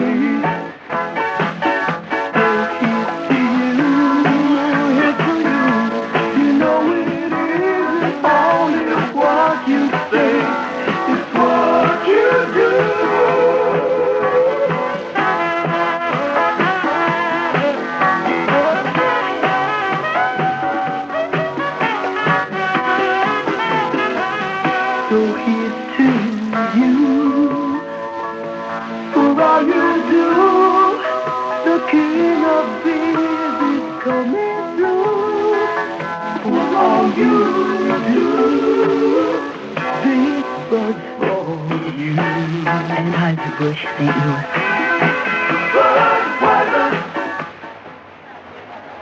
Fans, the Mets have a capital idea for you. It's the official Cap Day, set for Sunday, August 29th. We know that many of you were disappointed due to our Cap Day rainout back in June. Well, we've rescheduled the event so everybody can benefit. All fans on hand will get a handsome New York Mets cap in official team colors and insignia. So come on out and help fill Shea Stadium with Mets orange and blue. That's official Cap Day, Sunday, August 29th, when the Mets beat the Atlanta Braves. For tickets, call Charge It at area code 212-944-9300. Well, Jason Thompson was the only Pirate not to get to the plate in the 4th inning. He'll lead it off as we go to the 5th. And again, here's Steve Lamar. Through 4 innings, the Pirates 4 runs, 5 hits, 1 error. The Mets 3 runs, 2 hits, no errors. Palaio deals to Thompson, and it's a fastball in there for a strike call. Thompson has drawn a walk, and he has flied to center. Palaio's delivery, a change away. Thompson, a big left-handed hitter. He'll be followed by Mike Easler and Lee Lacy. And the pitch. Ground ball out towards second base. Bobby Baylor goes up to get it, a high hopper, and he throws out Thompson. One man is gone in the 5th inning. At Philadelphia tonight, Manny Trio finally committed an error. You're making that up. No, I'm not. Trio never makes any errors. Well, this year that is just about true. Manny Trio had not made an error since opening day. He had a consecutive string of 89 errorless ball games. Stopped tonight, and he had handled 479 consecutive chances without an error. Made an error in the top of the 7th tonight. Ground ball towards second, hit by Easler. Bobby Baylor with an easy chance, throws out Mike, 2 down. That's a record-breaking streak for Manny Trio. He made an error against the Mets on opening day in Philadelphia on the first chance he had. and did not make another error until tonight against the Cubs at Veterans Stadium. Nobody on, 2 outs for the Pirates in the 5th inning. Here's Lee Lacy. First pitch drilled up the alley into left center field. A long run for Mookie and Foster. They won't get there. It's off the base of the wall. Mookie plays the relay in. It's an easy double for Lee Lacy. Lacy ripped that ball off the wall in left center field. We'll step out here for station identification. This is the New York Mets Baseball Network.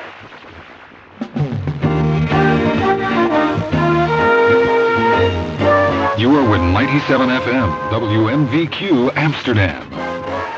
Steve Lamar with Jiggs McDonald at Shea Stadium. Glad you could join us tonight.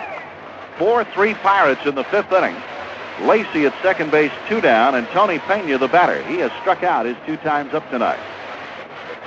Pena batting .306, one of the top hitters in the league. And the first pitch from Palaio is high, ball 1. 1-0 to Lee Lacy.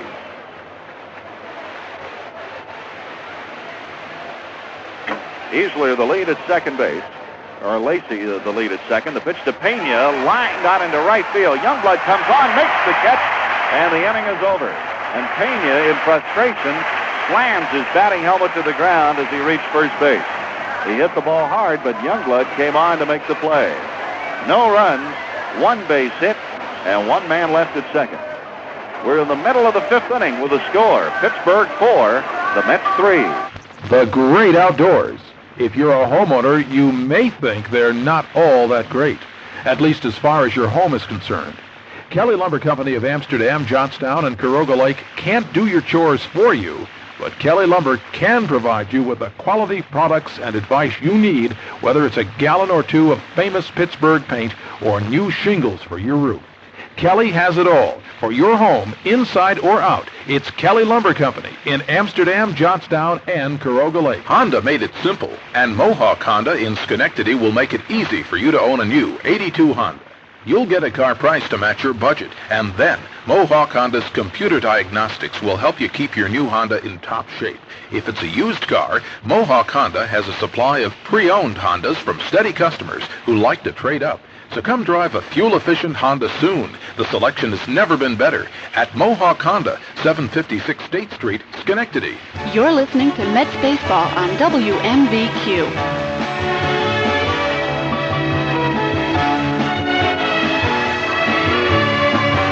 4-3 Pirates heading to the last of the 5th inning, and the Mets will have Ron Gardenhire, Palaio, and Mookie Wilson. On the scoreboard, at Veterans Stadium in Philadelphia after 7, Phillies 2, Cubs nothing. Mike Schmidt with a home run. At Olympic Stadium in Montreal after 4, St. Louis 1, the Expos nothing. That's Ray Burris and Steve Muro. In the first game of a doubleheader, San Diego edged Cincinnati 5-4. Lawler over Seaver. Dave Dravecky, his first save of the year. Sixto Lezcano with 2 homers for the Padres. Paul Householder, a home run for Cincinnati. In the second game, Bob Shirley will pitch for the Reds and Eric Schau for the Padres. This afternoon, the Dodgers, behind Fernando Valenzuela, shut out Atlanta 3-0. A 6-hitter for Valenzuela, who picks up victory number 14. A home run by Dusty Baker, his 18th. Ron Gardenhire leads off for the Mets. First pitch hit in the air down the right field line. It may drop, and it does. Base hit. It hits off the railing. Gardenhire goes to second. Lacy's throw late. A double for Gardenhire.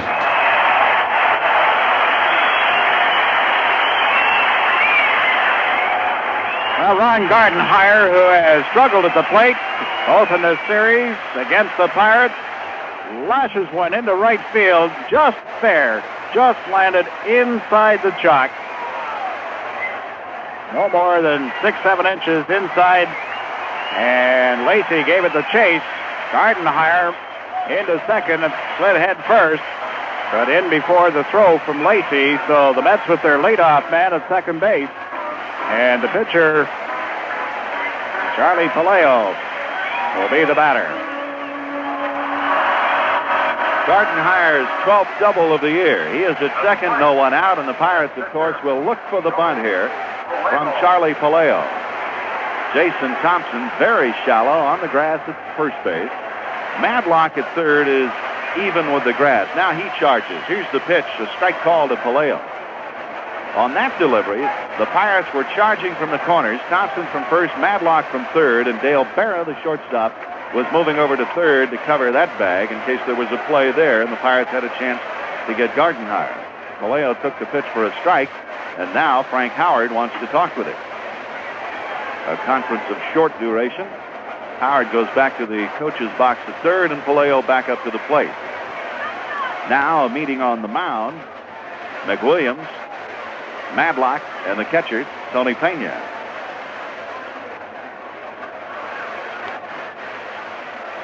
Now Pena coming back behind the plate. Madlock over to third.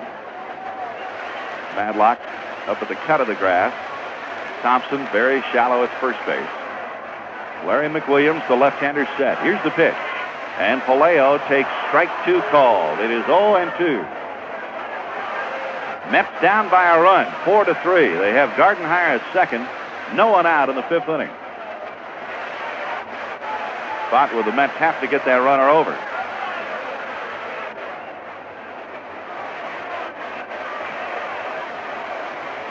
Howard goes through the signs again.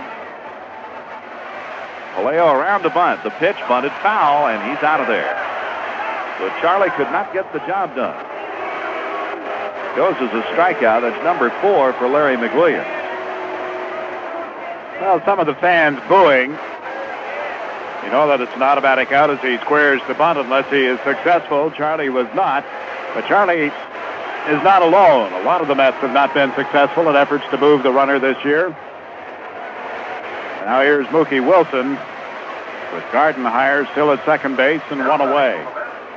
Mookie was called out on strikes in the first inning. Then he got a hustle double in the third. He hit what would have appeared to have been a routine single to left center and legged it out for a double. And he scored a run when Youngblood reached on an error in that third inning.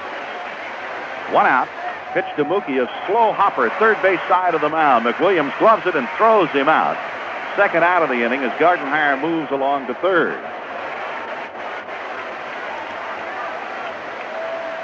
So now the Mets have the tying run at third, but there are 2 men down. And Bob Baylor is coming up. Pena has gone out to the mound again to talk with Larry McWilliams. San Francisco and Houston playing a doubleheader at the Astrodome tonight. The Giants won the first game 5-4. Second game pitchers will be Lacoste and Hamaker.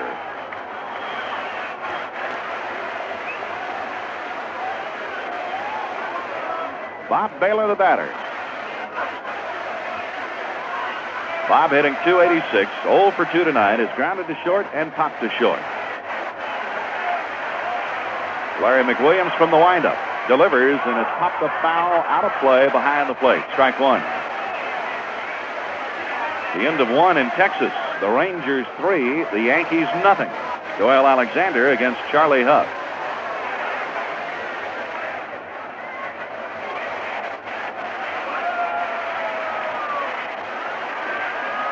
Gardenhire at third, 2 down.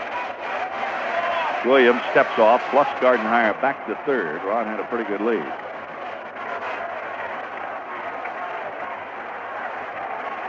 Here's the pitch by McWilliams. Inside to Baylor. 1 ball and 1 strike. Baylor starting his 53rd game of the year tonight. Getting his 32nd start at second base. In a spot here where he can drive in the tying run. The pitch. Bounced foul off to the left of the plate, and McWilliams is ahead of Baylor. 1 ball, 2 strikes. The Cardinals got a run in the top of the 5th inning at Montreal. They lead the Expos 2-0. Montreal hitting in the last of the 5th inning.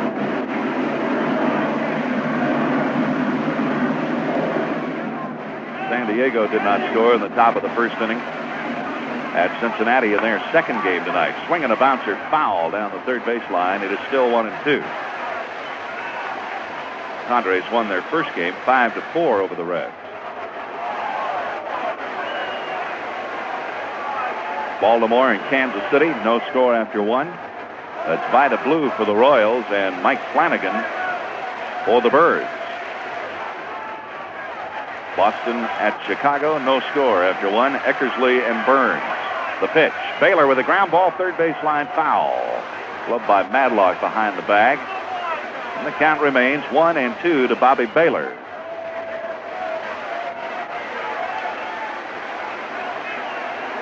Pirates in front, 4-3. The Mets had a 3-0 lead. Foster hit a 2-run homer in the second inning. Madlock made a throwing error, allowing a run to score in the third. It was 3-0. Then the Pirates got 4 in the fourth inning. 1 on a single by Berra, 3 on a triple with the bases loaded by Johnny Ray. Charlie Palaio gave up 3 hits in that fourth inning and walked 2 men. Both of the men who walked scored. 4-3 Pirates, bottom of the fifth. 2 down, a 1-2 count to Baylor with Gardenhire at third. McWilliams delivers.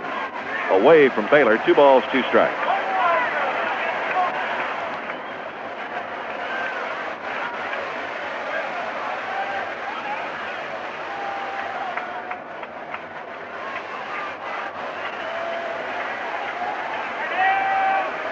Two and 2 to Bob Baylor. And the pitch. Inside, it's 3-2. The on-deck man is Joel Youngblood.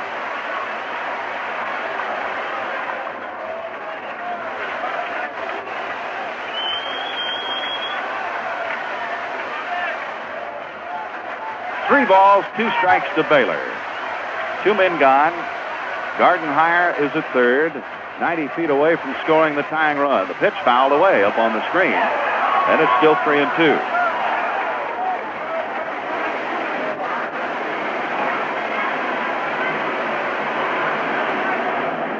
Baylor hitting a .250 against Pirates pitching. Probably hitting only .200 since the All-Star break.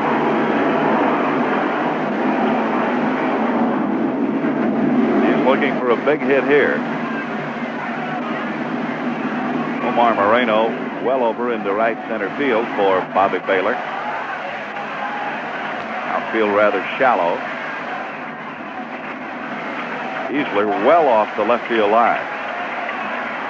Here's the pitch by McWilliams. Ground ball right back to Larry McWilliams. He gloves it and throws out Baylor, and that's all for the Mets in inning number 5. No runs, a leadoff double, and a man left at third. So at the end of 5 at Shea Stadium, it's Pittsburgh 4, the Mets 3. Improving an economy car's driving performance can be expensive.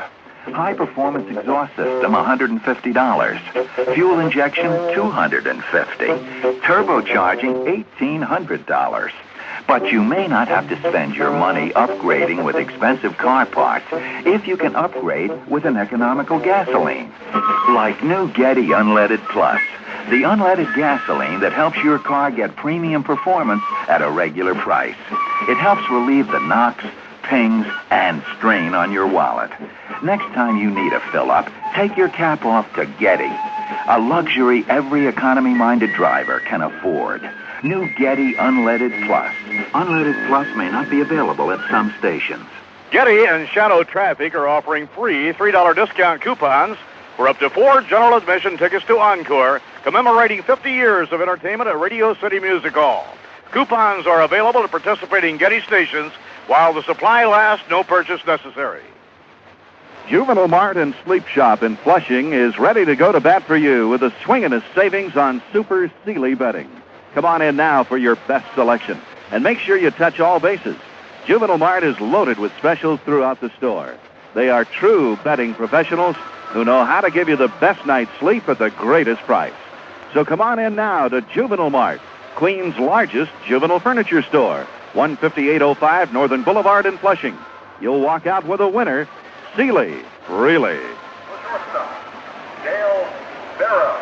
Pittsburgh shortstop Dale Berra starts things in the 6th inning for the Pirates against Charlie Palaio. Palaio has allowed 6 base hits and 4 runs. All 4 runs have been earned. Here's the pitch to Berra, taken for a strike. It is 0-1. Palaio has walked 4 batters tonight, and he has struck out 4. The 0-1 pitch by Charlie. Fastball looped down the right field line. That'll be a base hit for Berra. Youngblood chases it. He'll come up with it and hold Berra to a single. A soft single to right for Dale Berra. He has his second hit of the night. Now, Larry McWilliams due to bat.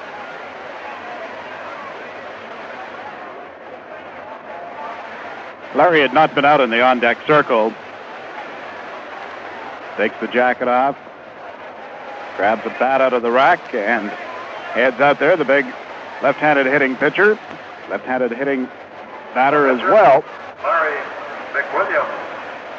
McWilliams struck out in the 3rd inning and sacrificed in the 4th. Hubie Brooks looking for the sacrifice bunt right now. He's up on the grass at 3rd. Berra at 1st, no one out.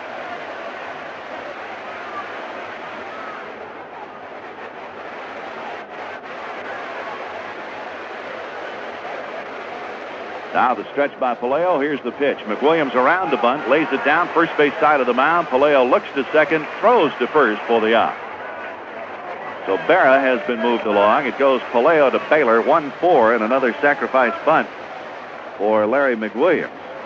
You know, talking to the Pittsburgh people, Steve, they share the opinion that they, along with the other contenders in the National League East, all are in need of pitching help, a good starting pitcher. They may be overlooking the fact that McWilliams has done the job and may be able to continue to do the job. That's where the month of August is going to be so very important to this Pittsburgh team. He has come over, new surroundings, got off to a good start. If he can continue, and he just did an excellent job of moving the runner along, if he can continue to pitch as well and bat as well as he has, they may not need the pitching help. Pat Zachary loosening up now in the New York bullpen. Palaio delivers to Moreno. It's a fly ball into left center field. Mookie's going to handle it, makes the catch, 2 men down. Moreno out on a fly ball to Mookie in left center field, and the hitter will be Johnny Ray, who tripled in 3 runs his last time at bat. Well, McWilliams has given the Pittsburgh Pirates a real shot in the arm. And, of course, with Don Robinson and John Candelaria coming back from injuries and pitching so well, like Chuck Tanner says, it's like making a major trade without giving anybody up. Yep.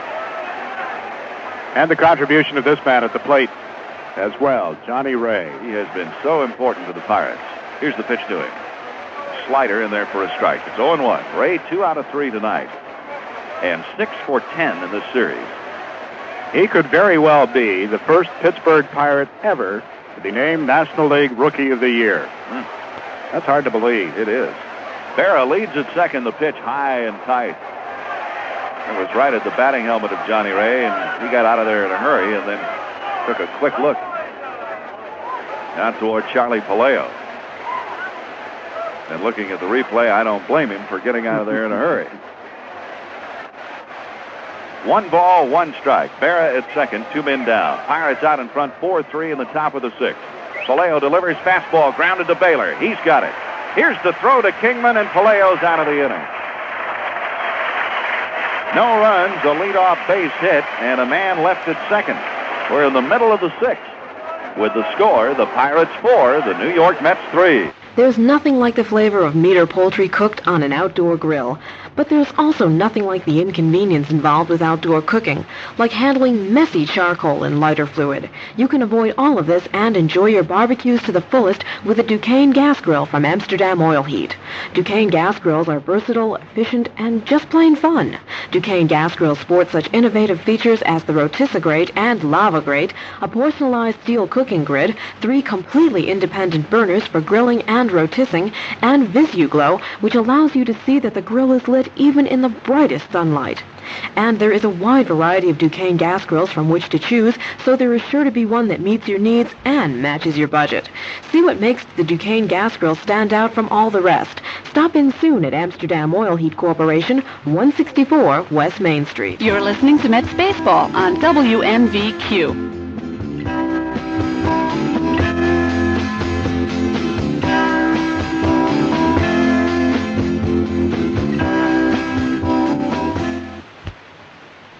freedom of choice has arrived for car owners.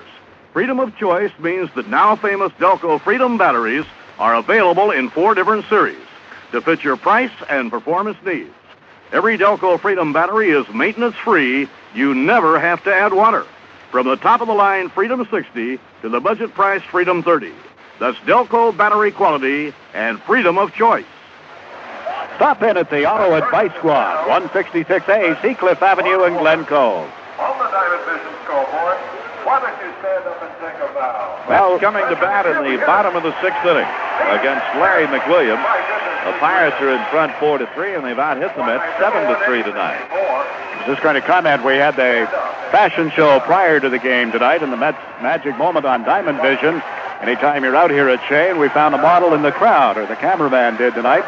Very attractive lady is the winner of all the prizes. You know, notice how that works out. A lot of times it is a very attractive lady who winds up with all the prizes. I'm not going to touch that line. Joel Youngblood, Dave Kingman, and George Foster for the Mets in the home 6th inning. The Mets with only 3 base hits. Foster a homer in the 2nd following a walk to Kingman. Mookie Wilson with a double with 1 out in the 3rd, and he scored. Ron Gardenhire with a leadoff double in the 5th. He was stranded at 3rd.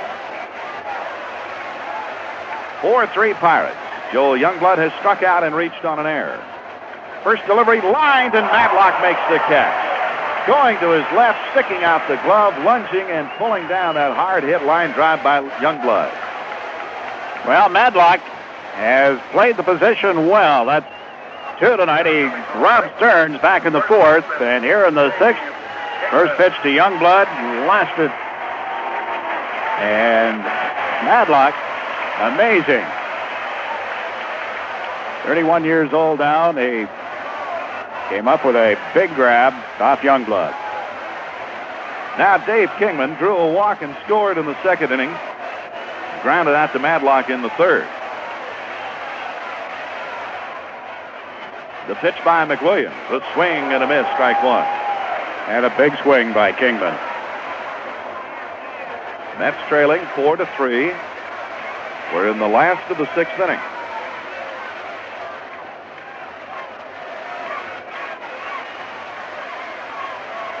And McWilliams with a pitch. That is inside to Dave Kingman. 1 ball, 1 strike. Kingman in the month of July, and it's been a great month for him in the power department. 9 home runs and 21 runs batted in. The 1-1 pitch. Swing and a miss. Kingman again with a big cut.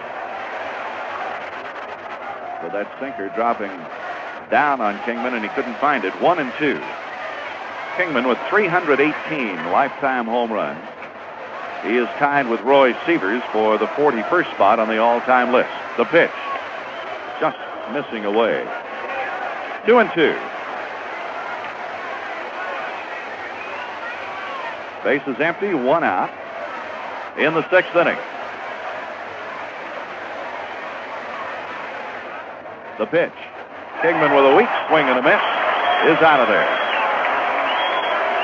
That is number 5 for Larry McWilliams. He has walked only 1 man tonight. And the walk, of course, did hurt him. He walked Kingman in the 2nd, and Foster followed with a long home run over the right field wall. McWilliams has been breezing along. The one mistake that stands out, and there haven't been very many tonight, but the key would be the gopher ball to George Foster. Of course, George got the green light on a 3-0 pitch and put it over the right field wall. Foster up there now. The pitch to him missed low and inside, ball 1. Foster with a 2-run homer in the 2nd and struck out in the 4th.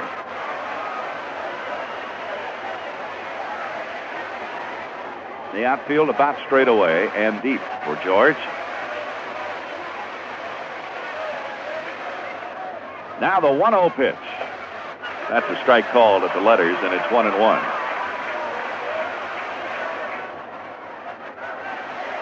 Pirates 4, the Mets 3 in the last of the 6th. Pirates pitchers now have given up only 5 earned runs in their last 52 innings. High fly ball hit to right field. Lacey will have a play. He comes in on it, makes the catch, and the Mets are gone in order in inning number 6, and McWilliams is now retired the last 6 batters. No runs, no hits, nobody left. And after 6 at Shea Stadium, the Pirates 4, the Mets 3.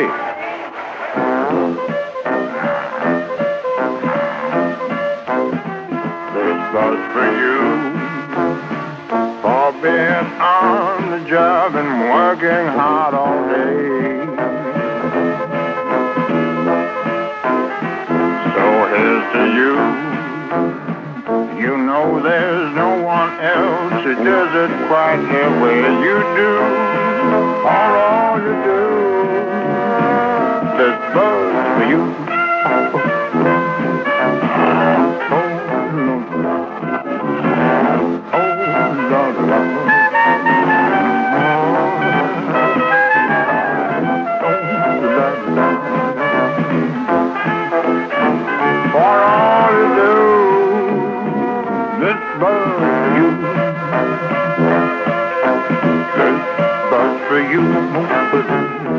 And I, of course, St. Louis.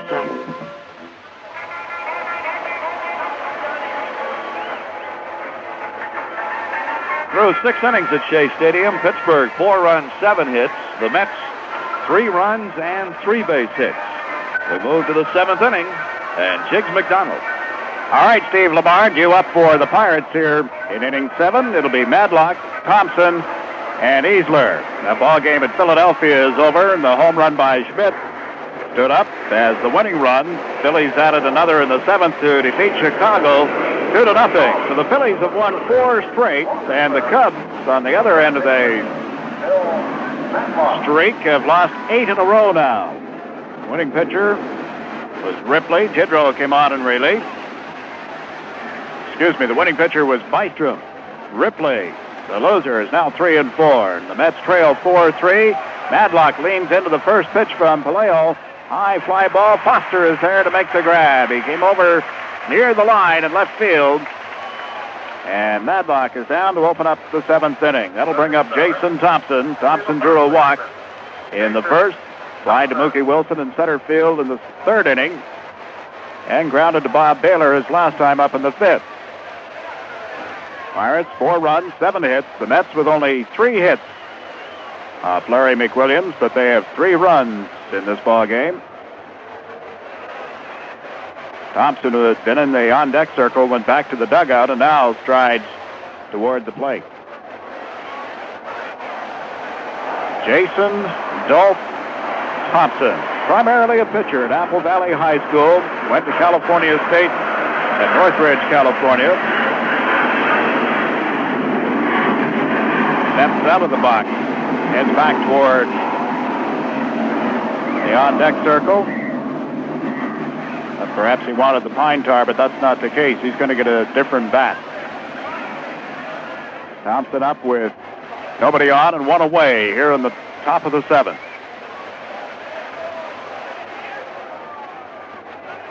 We've talked so many times in the past about Thompson playing out his option.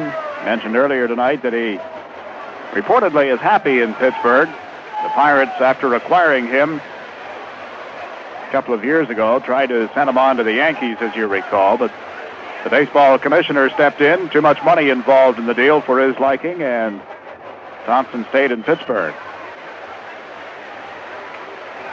So he steps in. Palaio checks with John Stearns. Into the wind. The delivery swung on and missed.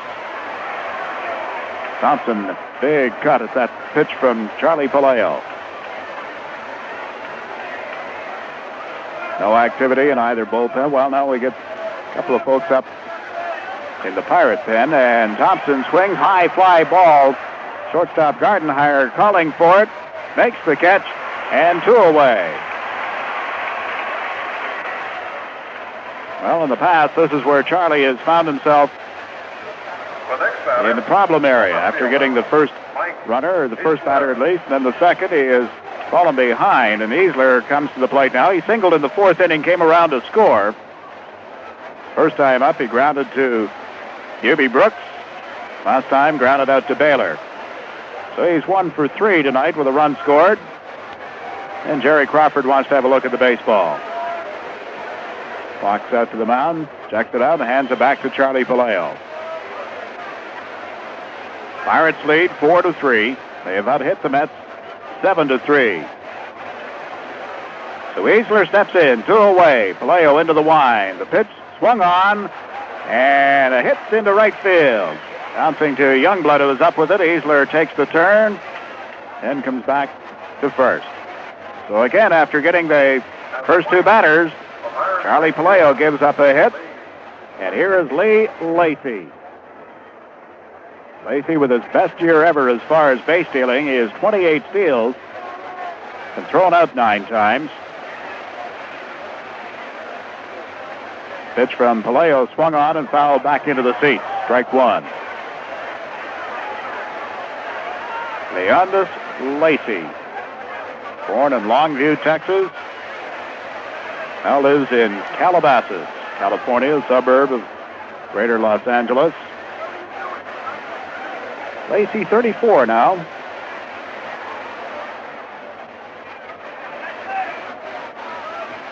That's from the right side. Palaio takes a look. The pitch is swung on, fouled back into the seats again.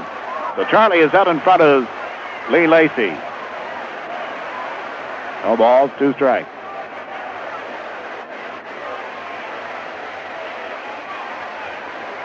Two away. Outfield straight away for Lacy.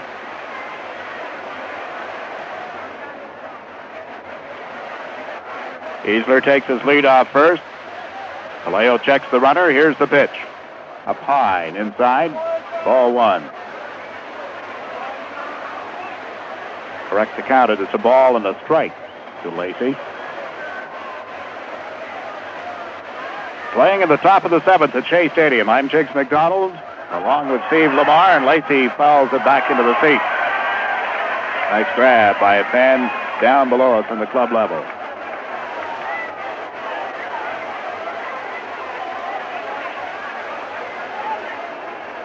So we get a delivery of new baseballs as Lacy steps out of the box. Checks with Lynette, the third base coach. Easler takes his lead. And Charlie Palaio looks in for the sign. A ball and 2 strikes on Lee Lacy. Here's the pitch. Tight. Ball 2. 2 balls, 2 strikes on Lacy. An activity now in the Mets bullpen as Neil Allen is up and throwing. Pitch from Palaio, again inside. The count is full, 3 balls and 2 strikes. Looking ahead to the bottom of the 7th, it'll be Stearns, Brooks, and Gardenhire. And if they should get something going, the pitcher would be due up after Gardenhire. Palaio checks the runner. The pitch, weak swing, and he did go around. Lacy is called out on strikes, and the Pirates go down here in the 7th. No runs on 1 hit. And 1 man left. So after 6.5, our score, Pittsburgh Pirates 4, New York Mets 3. If you're looking for the best mobile home you can find, Sunshine Mobile Homes has just the one for you. They are the exclusive dealer of mobile homes by Holiday. Holiday is America's finest built custom home. There are many features available. You can even design the home of your dreams.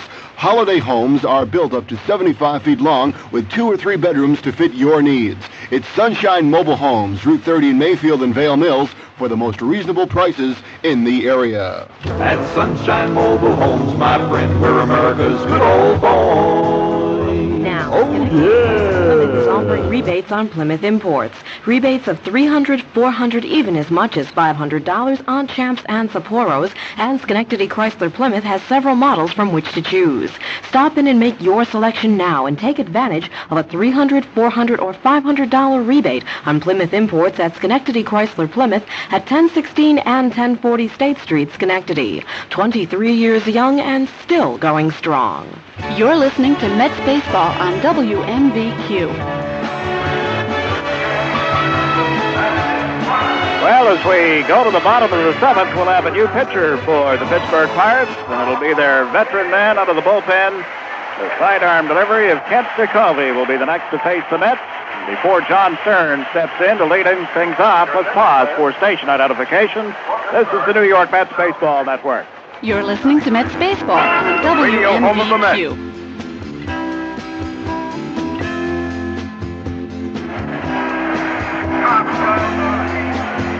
So Kent DeCovey comes on for the Pirates. They lead the Mets by a 4-3 score. DeCovey has certainly done the job. He has not allowed a hit in his last 5 relief appearances. 6 in the 3rd innings.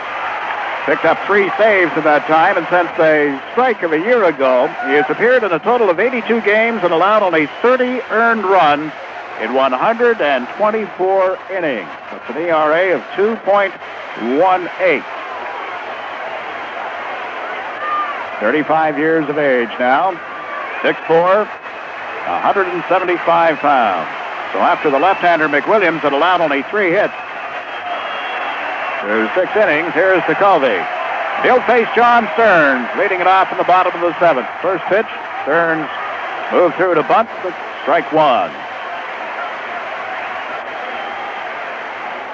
Stearns batting at .298, has 4 homers on the year and has driven in 25 runs. Has hit the ball hard both times up tonight. One to the shortstop, Berra. The other a liner that was grabbed by Madlock. And the pitch from DeCovey, outside, ball 1. The count is even, a ball and a strike to Stearns.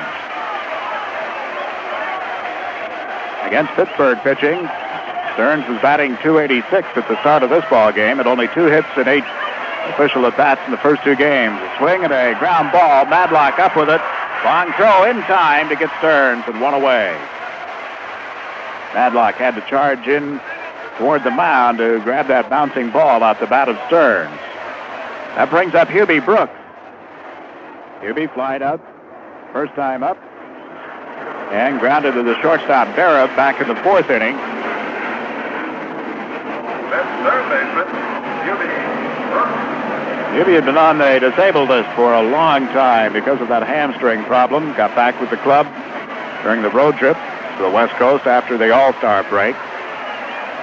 DeCovey into the wind, the sidearm delivery. Low and inside, ball 1. Only 3 hits for the Mets, but they have 3 runs on the board. Pirates, on the other hand, 4 runs on 8 hits. 1 away.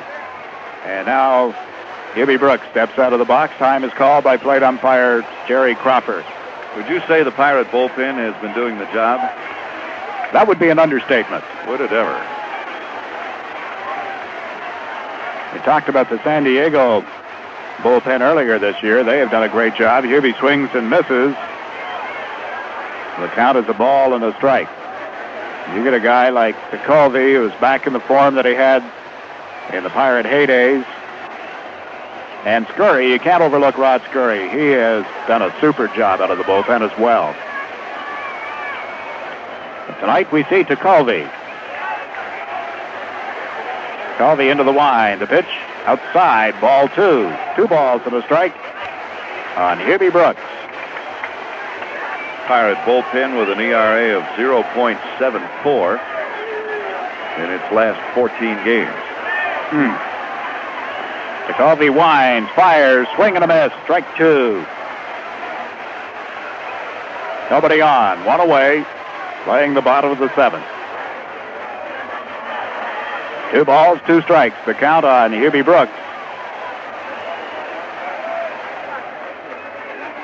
DeCovey checks the signs from Pena. Pena in the crouch, the delivery, swing, and fouled into the seats down the first base side. So the count remains 2 balls and 2 strikes. Ron Gardenhire on deck, and then the pitcher, Charlie Palaio, due up. And we've got activity in the Mets bullpen. DeCovey into the wind. Here's the pitch. Swung on, ground ball, base hit. Left field side.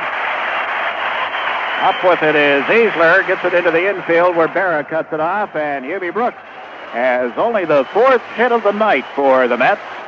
His first of the ball game, and that'll bring up Gardenhire, who doubled the last time up. But now he's called back to the dugout, and Rusty Staub is coming out. Staub was 1 for 1 as a pinch hitter last night. So Rusty Staub will pinch hit for Ron Gardenhire. Brooks is at first. Vallejo comes out to the on-deck circle. And now we get a meeting on the mound. Pena out to talk to Jacoby. Darren Madlock talking it over with second baseman Johnny Ray. Now they go back to their respective positions, and Jerry Crawford is headed out to the mound to ask Pena to speed it up. Rusty Staub as a pinch batter has gone 8 for 38 this year, and with his 8 hits, he has driven in 6 runs as a pinch hitter. Rusty batting at .229. He bats from the left side against the right-hand throwing Kent Tekulve. 1 on, 1 away. Hubie Brooks takes his lead from first. Crowd starts to pick up the chant, "Let's go Mets." Tekulve into the wind. The pitch is way outside. Ball 1. Mets trailed 4-3. They led 3-0. And then in the 4th inning, the Pirates scored 4 times. They're playing the bottom of the 7th. Big crowd at Shea Stadium. Tekulve into the stretch. Comes set, fires. Staub at a notion, but it's low. Ball 2.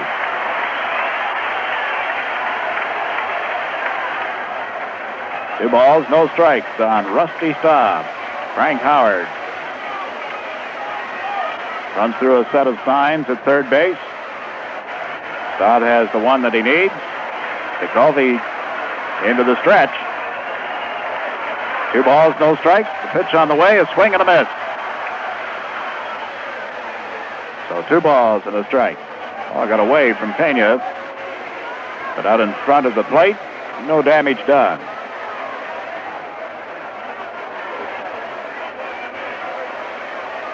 What have we got tomorrow afternoon as far as a pitching matchup is concerned, Steve? It appears that it will be Mike Scott for the Mets and former Chicago White Sox left-hander Ross Baumgarten for the Pirates. Baumgarten picked up in spring training by the Pirates in a trade with the White Sox. Mets haven't seen him this year. Here's Tekulve's pitch. Ball 3. 3 balls and a strike on Rusty Staub. At Montreal, St. Louis scored 5 times in the 6th. Cardinals lead the Expos 7-0. Cincinnati 1-0 over San Diego in the 2nd inning of their 2nd game. The Padres won the first one 5-4. And here the Mets trying to break a losing streak, but they trail the Pirates 4-3. A man on, 1 away. The pitch to Staub. Ball 4. Rusty draws a walk from Kent Tekulve. So the Mets, with the tying run at second, the go-ahead run potentially at first base, and Charlie Palaio is called back to the dugout, and here comes Mike Jorgensen. So Jorgensen will pinch hit for the pitcher, Charlie Palaio. Jorgensen, as a pinch hitter, has been to the plate 23 times, 7 hits, has driven in 3 runs, and there'll be a pinch runner for Rusty Staub. Wally Backman will run for Staub.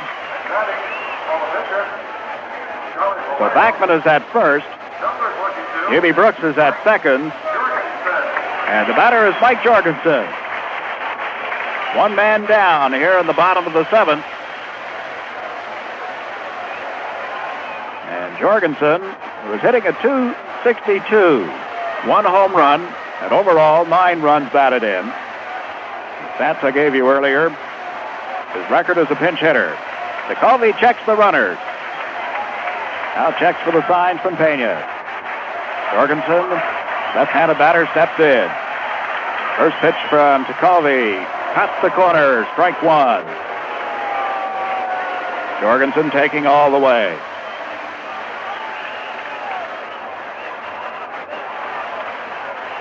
Tekulve steps back on the rubber. Runners take their lead. The outfield playing Jorgensen straight away. The pitch from Tekulve is swing and a miss, strike 2. And quickly he's out in front of Jorgensen. No balls and 2 strikes. Neil Allen continues to warm in the Mets bullpen.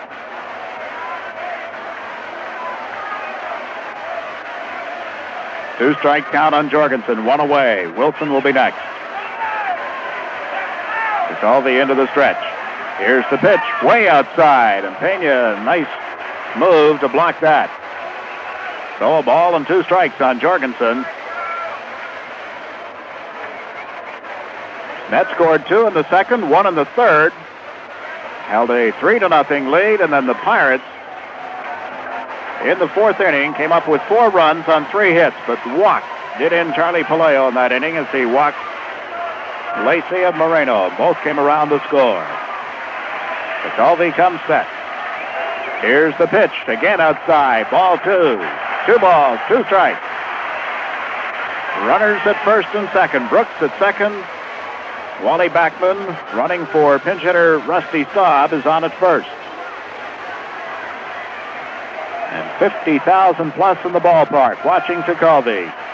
Into the stretch. The pitch, swung on, line drive, center field. 1 run will score. It's rolling all the way to the track. Here's Backman around third. Here will score, and the Mets lead. The Mets take the lead 5-4 on a key pinch hit from Mike Jorgensen. A 2-2 count, and Jorgensen going with the pitch from Tekulve, lashed it over the head of Barrows, rolled to the track between Easler and Moreno, and around came Brooks. Around came Wally Backman, and the Mets lead it 5-4.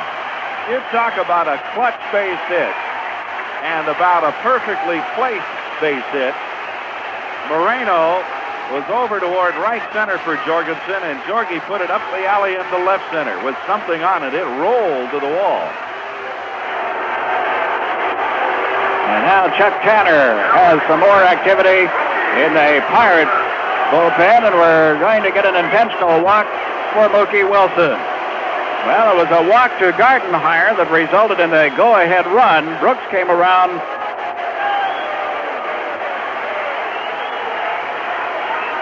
and we'll get Wilson on with an intentional pass. Randy Neiman is the man warming up for the Pirates in the bullpen in left field. Mets had only been able to get 3 hits off Larry McWilliams through 6 innings. Here in the 7th, they've touched Tekulve for 2, and the key hit, pinch hit by Mike Jorgensen. So Wilson trots down to first. Jorgensen is at second, and Baylor will be the batter. And only 1 away. Mets lead 5-4. 2 men on. Baylor bats from the right side. Baylor grounded to Berra his first time up. Hit a pop fly that was handled by the second baseman, Johnny Ray, and tapped it back to the pitcher the last time. 2 on, 1 away. Tekulve comes set. Here's the pitch. Swing and a miss.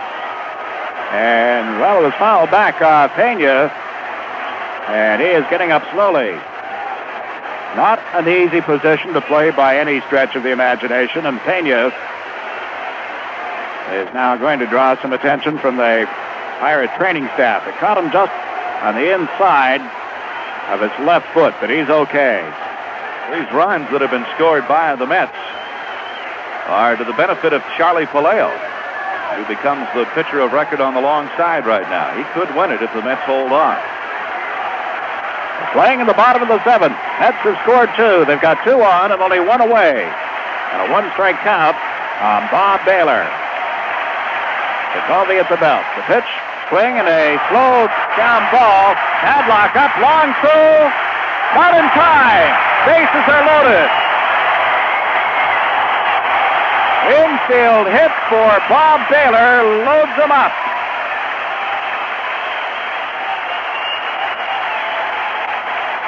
Bouncing ball, third base side. Very slow. Madlock charged it. And Baylor, who got down the line as well as I've seen him move down the line all year long, beat the throw from Madlock. Thompson went high to field it, but Baylor was safe. So we've got Baylor at first, Mookie Wilson at second, and at third base, Mike Jorgensen. Jorgensen delivered the key hit of the inning scoring 2 runs. And here is Joel Youngblood. He has had a big series against the Pirates till tonight. He was safe on an error in the 3rd inning after striking out in the 1st. Lined one that Madlock grabbed his last time up.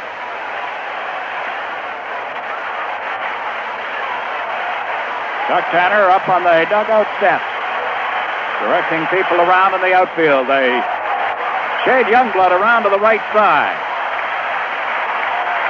So the bases loaded, 1 away. McCovey at the belt. Here's the pitch. Swung on, up the middle, base hit. 1 run is in. 2 runs will score. Around the 3rd goes Baylor. Youngblood holds at first, and Joel Youngblood continues his hot hitting against the Pirates, and the Mets lead it 7-4. Youngblood drives in 2.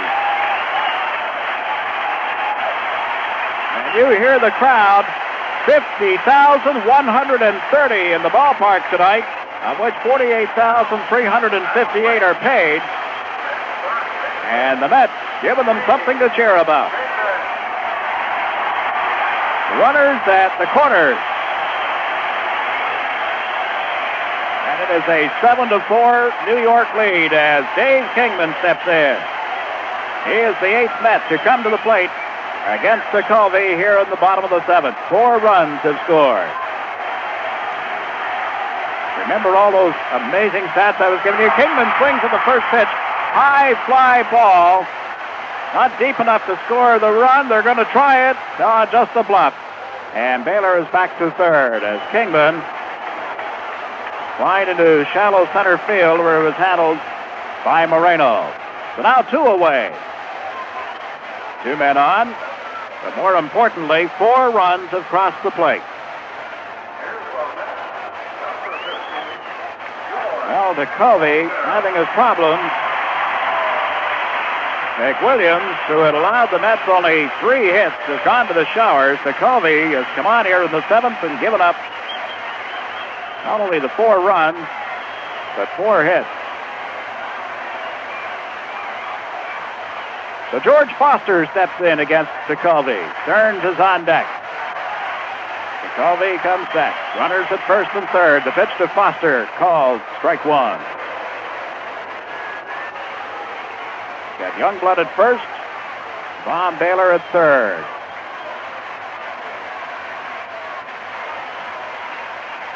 Two walks in the inning. Both of them have come around to score. So we're even in that area. DeCovey's pitch is outside to Foster. The count even, a ball and a strike. Playing the bottom of the 7th. 7 runs, 7 hits, no errors for the Mets. 4 runs, 8 hits, and 1 error. The Pirate line score. Rusty Staub had a big pinch hit single here in this inning. The pitch to Foster is swung on. It was outside, and he fouls it down the first base side. Count, a ball and 2 strikes. This is the tonic the doctor ordered. It was just late arriving. When you see DeCovey come in there and you know of his abilities and that sidearm so tough to hit, you don't expect to greet him like this, but it's pleasant. DeCovey, the pitch, behind Foster. Did he hit him? No.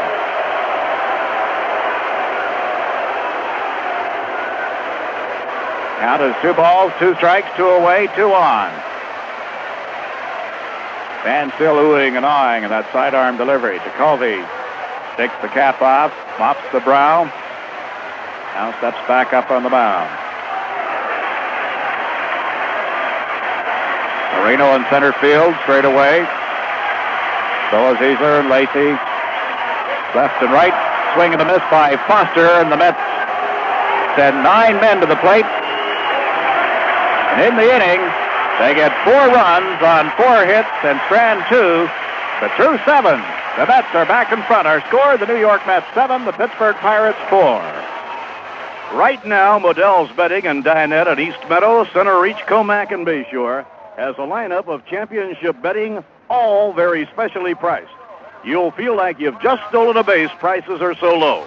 Modell's will help you pick the comfort you want, the firmness you need, at a price that meets your budget. So come on in to Modell's now. They've got great values throughout the store, and they're ready to give you the best deal on the best betting that money can buy.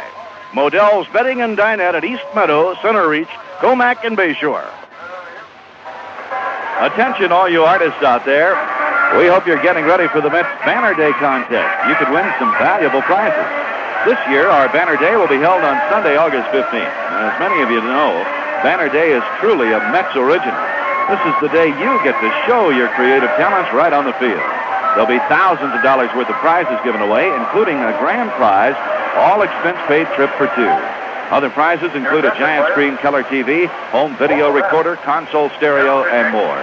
Please remember that only those banners carried by one or two persons will be permitted in the contest. Banners will be judged on neatness and originality. The on-field parade will run between games of the Mets-Cubs doubleheader, so sharpen up those drawing skills. Be sure to buy tickets now for Banner Day at Shea, Sunday, August 15th. Call Charge It at 212-944-9300. Mike Jorgensen came on as a pinch hitter for Charlie Palaio and came up with a big hit for the Mets in the bottom of the seventh. And the new pitcher for the New York Mets will be Neil Allen. Allen worked in last night's ball game, pitched an inning, allowed one hit, struck out two. His record is 3 wins and 6 losses, making his 45th appearance of the season, all of them in relief. Tony Pena will lead it off for the Pirates. He'll be followed by Berra and the pitcher. First pitch to swing and a miss. And Allen gets out in front of Pena. Baylor has gone to short. Backman is at second base. The changes in the Mets defensively and the infield. So Bob Baylor moves over to short. And Wally Backman is the new second baseman as Gardenhire comes out of the ball game. Staub, of course, pinch hit for him. Pena slaps one between third base and short, so Pena, the leadoff batter, is on to open up the top of the 8th. One strike pitch from Neil Allen, fastball, and Pena put it up the gap. So that brings up Dale Berra.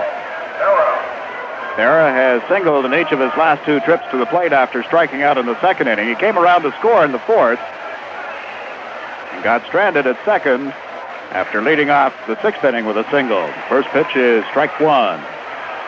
Neil Allen on the mound in relief of Charlie Palaio. As Steve pointed out, Palaio, the pitcher of record at this point in the ball game. Fastball. Berra fouls it down the first base side. Bounces off the wall and out into right field, and Berra broke his bat. So Dale Berra goes to the bat rack. 25 years of age now. Pirates' first pick 7 years ago. Came up to the Pirates in 78. Split 79 in the minors, and then stuck after playing at Niagara Falls, Charleston, Columbus, and Portland. Pitch from Allen is a call, strike 3. Berra didn't get the bat off the shoulder, and there's one away. Berra, a strikeout victim for the second time tonight. He's 2 for 4 on the evening. That was the Neil Allen curveball. And we're going to get a look at Willie Stargell as a pinch hitter. Stargell will bat for Covey, and the crowd applauding. Pop. Willie been used basically in a pinch hitting role for the Pirates this season. Common knowledge that he is going to retire at the end of this campaign. And you know, when his turn comes, he will go to the Hall of Fame. Swing and a miss, strike 1. Big cut by Wilbur. Wilbur Stargell has hit 3 pinch hit home runs this year for the Pirates. He has 11 pinch hit RBIs. In his career, 1,535 ribbies. Second pitch from Allen is called, strike 2. He's just 2 RBIs behind Joe DiMaggio, who's in 21st place on the all-time list. 475 career homers, ranking him in a tie for 14th place on the all-time list with Stan the Man. And in games in which Stargell has come through with a late-inning pinch hit, the Pirates have won 7 and lost only 2. He's up here with a man on. Pena at first base takes his lead. Neil Allen winds and fires. Struck him out. Swing and a miss. And Stargell has gone on strike. So Allen, after giving up the leadoff single to Pena, has come back to strike out Berra. And now Stargell, as we go to the top of the order for Omar Moreno. 2 away here in the top of the 8th. Mets lead 7-4. They'd led 3-0, trailed 4-3, and then got 4 big runs in the bottom of the 7th.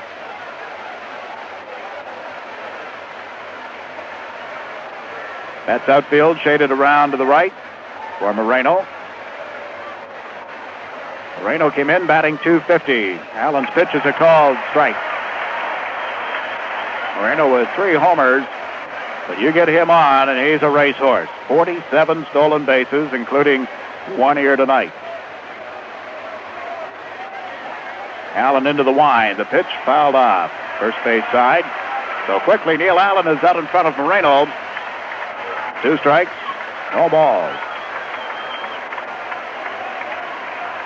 Johnny Ray would be next. Ray, who had such a big night on Friday night, has come back Saturday night with a single and a triple. Let's get Moreno first. Allen comes set.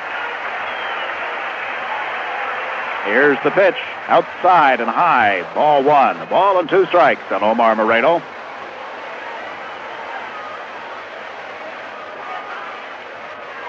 '29-year-old Moreno from Panama, 6'3" and 170 pounds. We talk about spending time in the minors. He was there 8 years. And Allen's pitch fails to catch the corner. The count is even at 2 balls and 2 strikes.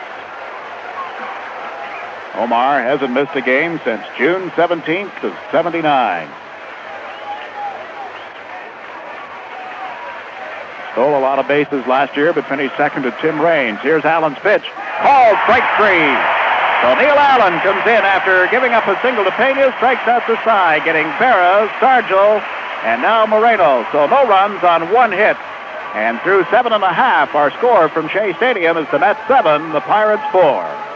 All right, you people, what we're talking about here is auto service. Brakes, alignment, mufflers, shocks, even a tune-up. The kind of stuff you don't usually do yourself. So where you get it done is at R&S or Strauss. Because they'll do something you haven't seen in a long time. A good job. That's R&S or Strauss, the #1 automotive stores in New York and New Jersey. At ease. For starting and charging power, get Champion's remanufactured alternators or starters. For most cars, $26.99 with exchange. Similar savings on late model GM and Ford.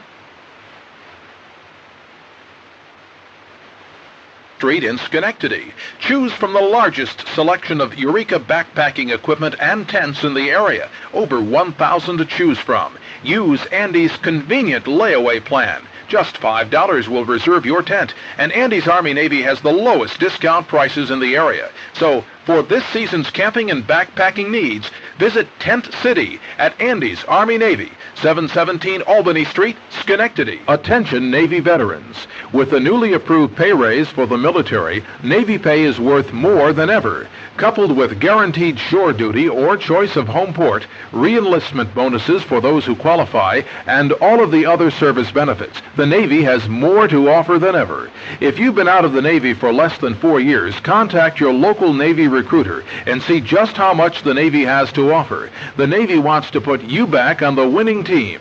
Sponsored by the U.S. Navy. Automotive needs. Stop in at the Auto Advice Squad, 166A Seacliff Avenue in Glen Cove. Well, as we go to the bottom of the 8th, John Stearns will lead it off, and before he steps in, we pause for station identification. This is the New York Mets Baseball Network. The switch is on to 97 FM, WMVQ Amsterdam. Third Pirate pitcher of the night is on the mound, Enrique Romo, to face Stearns after Covey had a rough outing in the seventh. 4 runs on 4 hits. The Mets left 2. They lead the ball game 7-4. First pitch from Romo is low, ball 1.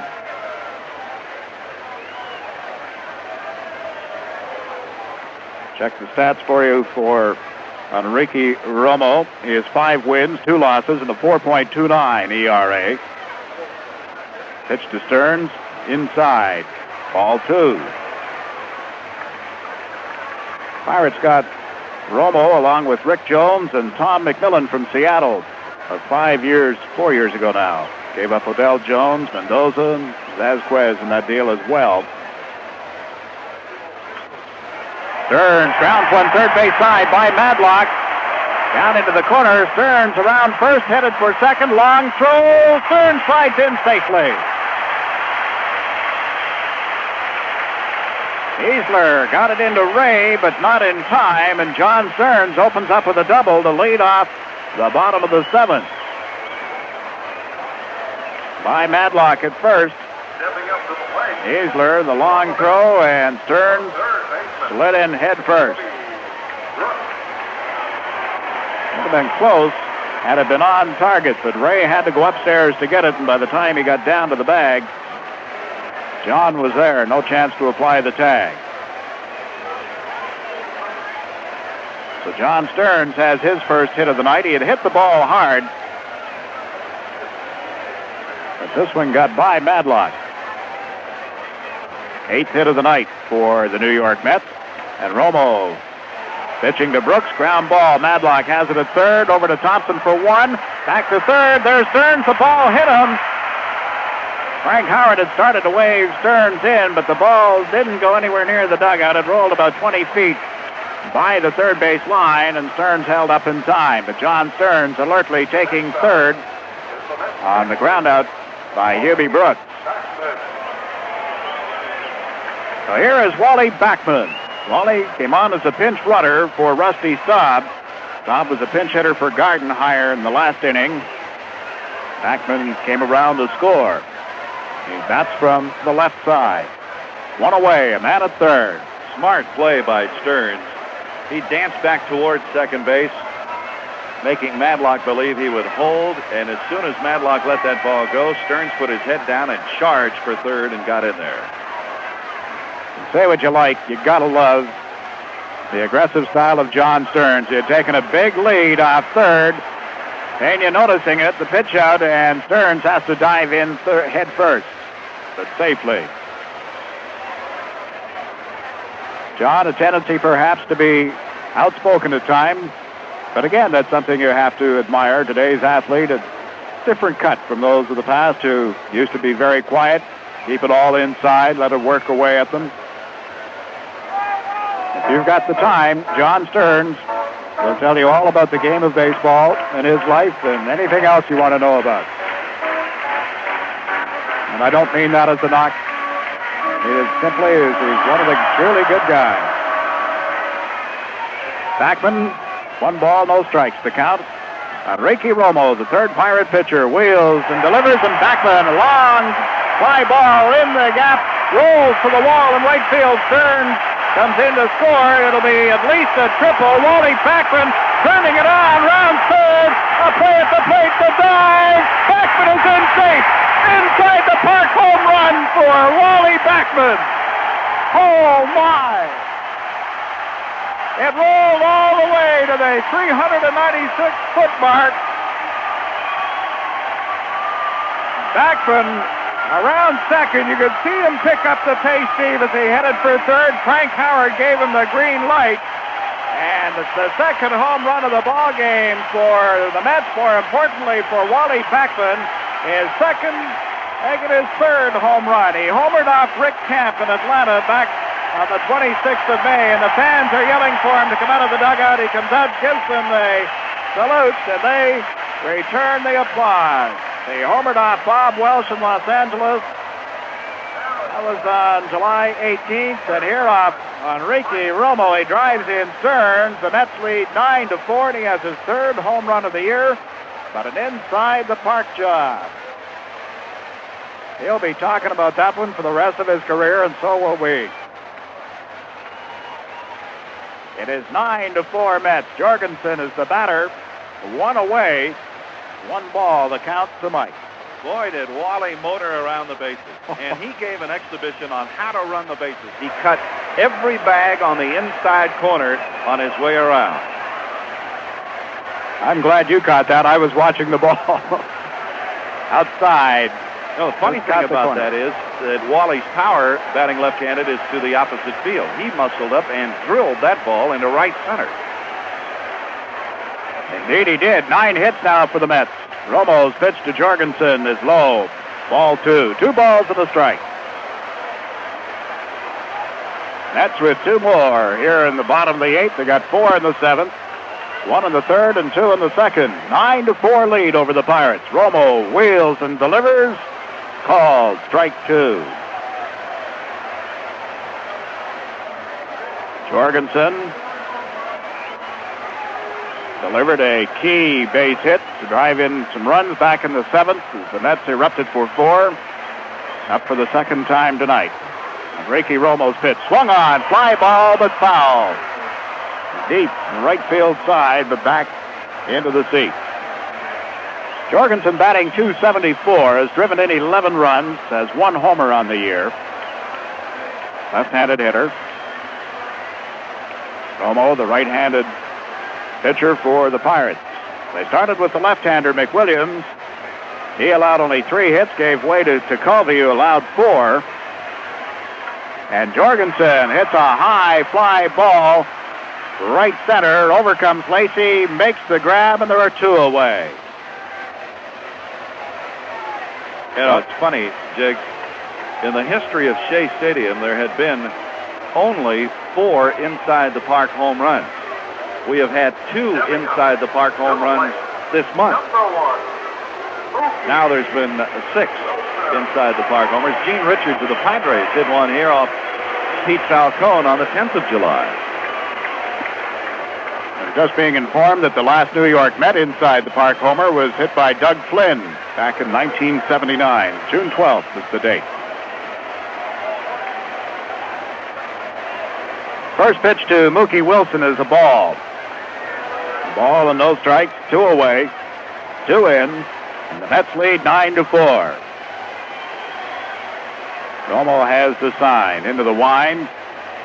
Fires, fouled back near the Pittsburgh dugout. So the count is 1-1. Well, you got to have speed to get the inside the park home run thing done. You know, the arms of the outfielders, especially a Moreno. There's some others around the National League. It doesn't happen that often. That's why I say it'll be a talking point for the rest of his career for Wally Backman. The pitch to Wilson is fouled off. A ball and 2 strikes on Mookie. That's something you never forget, an inside the park home run. And this crowd absolutely exploded. A lot of them came for, tote bag night, the fashion show, and the showing of the movie before the game. Mookie was fooled completely by Romo and is out of there on strikes.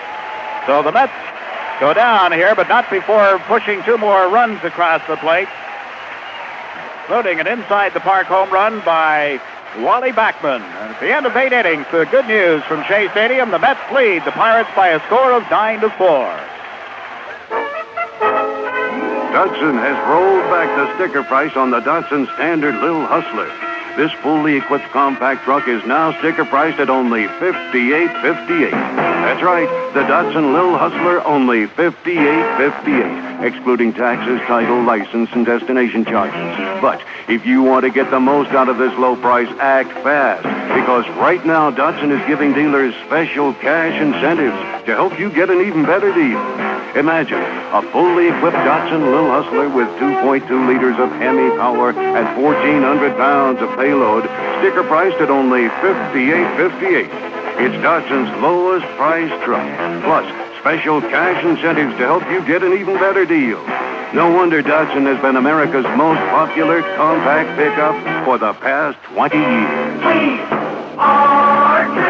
For a low price and a great deal, see the Little Hustler at your Datsun dealer now. Hurry. Fans, that special day of Mets memories, Old Timers Day, will be held at Shea on Saturday, August 14th. Now, since you fans have been a big part of the Mets' first 20 years, we want you on hand as we go into the third decade. Many former Met stars and many of their National League opponents will be on hand for the occasion. And for that day, all fans will get a free souvenir photo booklet courtesy of the Mets and Yago Sangria.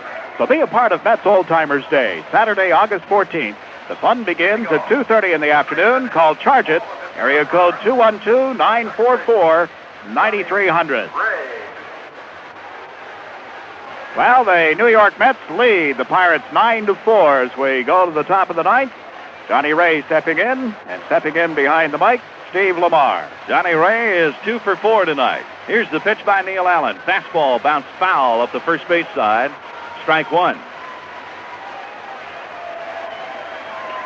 0-1 to Johnny Ray.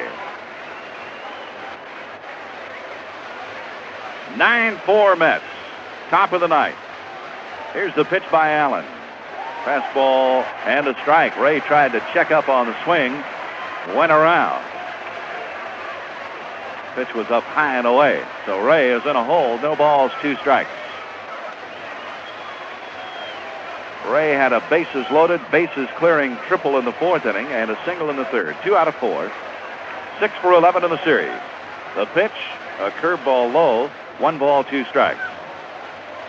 Charlie Palaio is the pitcher of record on the long side, and Kent Tekulve, the pitcher of record on the short side. When Tekulve comes in with that sinker and the submarine delivery, you expect ground balls. Curveball that missed from Allen, 2-2. But the Mets lit up Tekulve. 4 runs on 4 hits in the 1 inning he pitched. Here's the pitch. That is low, and it's 3-2 to Johnny Ray. Allen working on a save here. He has saved 17 ball games this year. The pitch. Fastball low and away, ball 4. Neal walks Johnny Ray to open the ninth.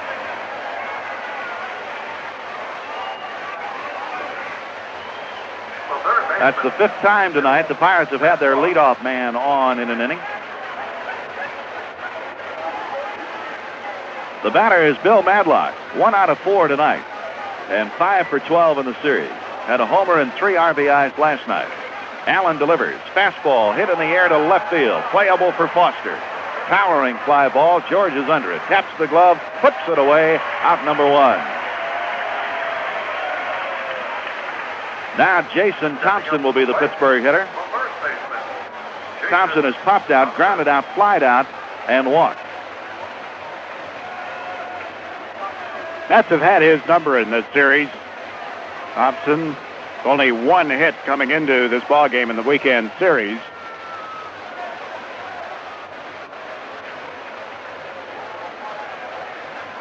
Neil Allen comes to the belt. The pitch to Thompson. That's a fastball high and away, ball 1. First baseman Mike Jorgensen, with the Mets holding a 5-run lead in the top of the ninth, is playing behind the runner, Johnny Ray, at first base. Then the pitch. Strike call to Jason Thompson. 1 ball and 1 strike.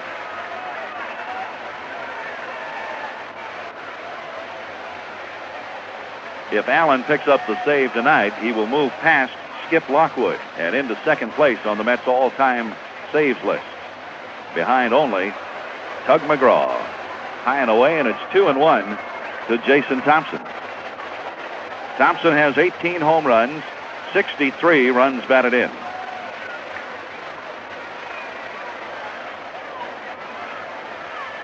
And the pitch. Strike call. Fastball on the inside corner. 2 balls and 2 strikes to Jason Thompson. Neal is tied for 3rd place in the National League saves. Tommy Hume of Cincinnati with 17 along with Neal, but Hume now on the disabled list after undergoing surgery. Gene Garber at Atlanta has 19. Bruce Sutter has 21. Allen with a pitch. Way outside for a ball. And it is 2 balls. Check it. 3 balls and 2 strikes.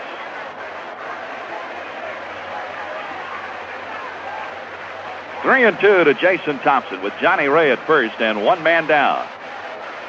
Allen sets the pitch. Fastball grounded to Jorgensen. He will go to Baylor, and they get the force. Bobby had to come off the base a little bit and reach down to make the play, but was able to keep the foot on the bag and get the force on Johnny Ray. It goes 3-6, and Jason Thompson becomes the runner at first base.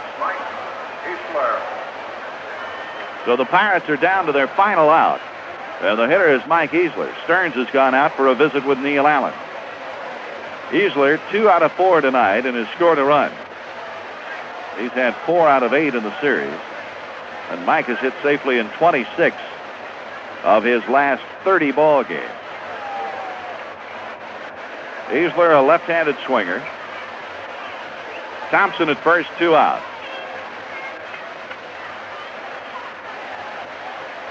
Neil Allen to the belt. The pitch. Easler swings and misses, strike one.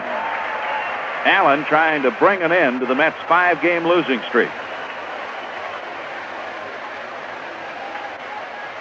Now Allen coming set. The delivery way outside. 1 ball and 1 strike. Tomorrow, Mike Scott pitches against left-hander Ross Baumgarten. Now Allen ready. Curveball bounced foul off to the right of the plate. And the count goes to a ball and 2 strikes to Mike Easler. The Pirates down now to their final strike. 9-4 Mets. Top of the 9th inning. Many of the fans on their feet now.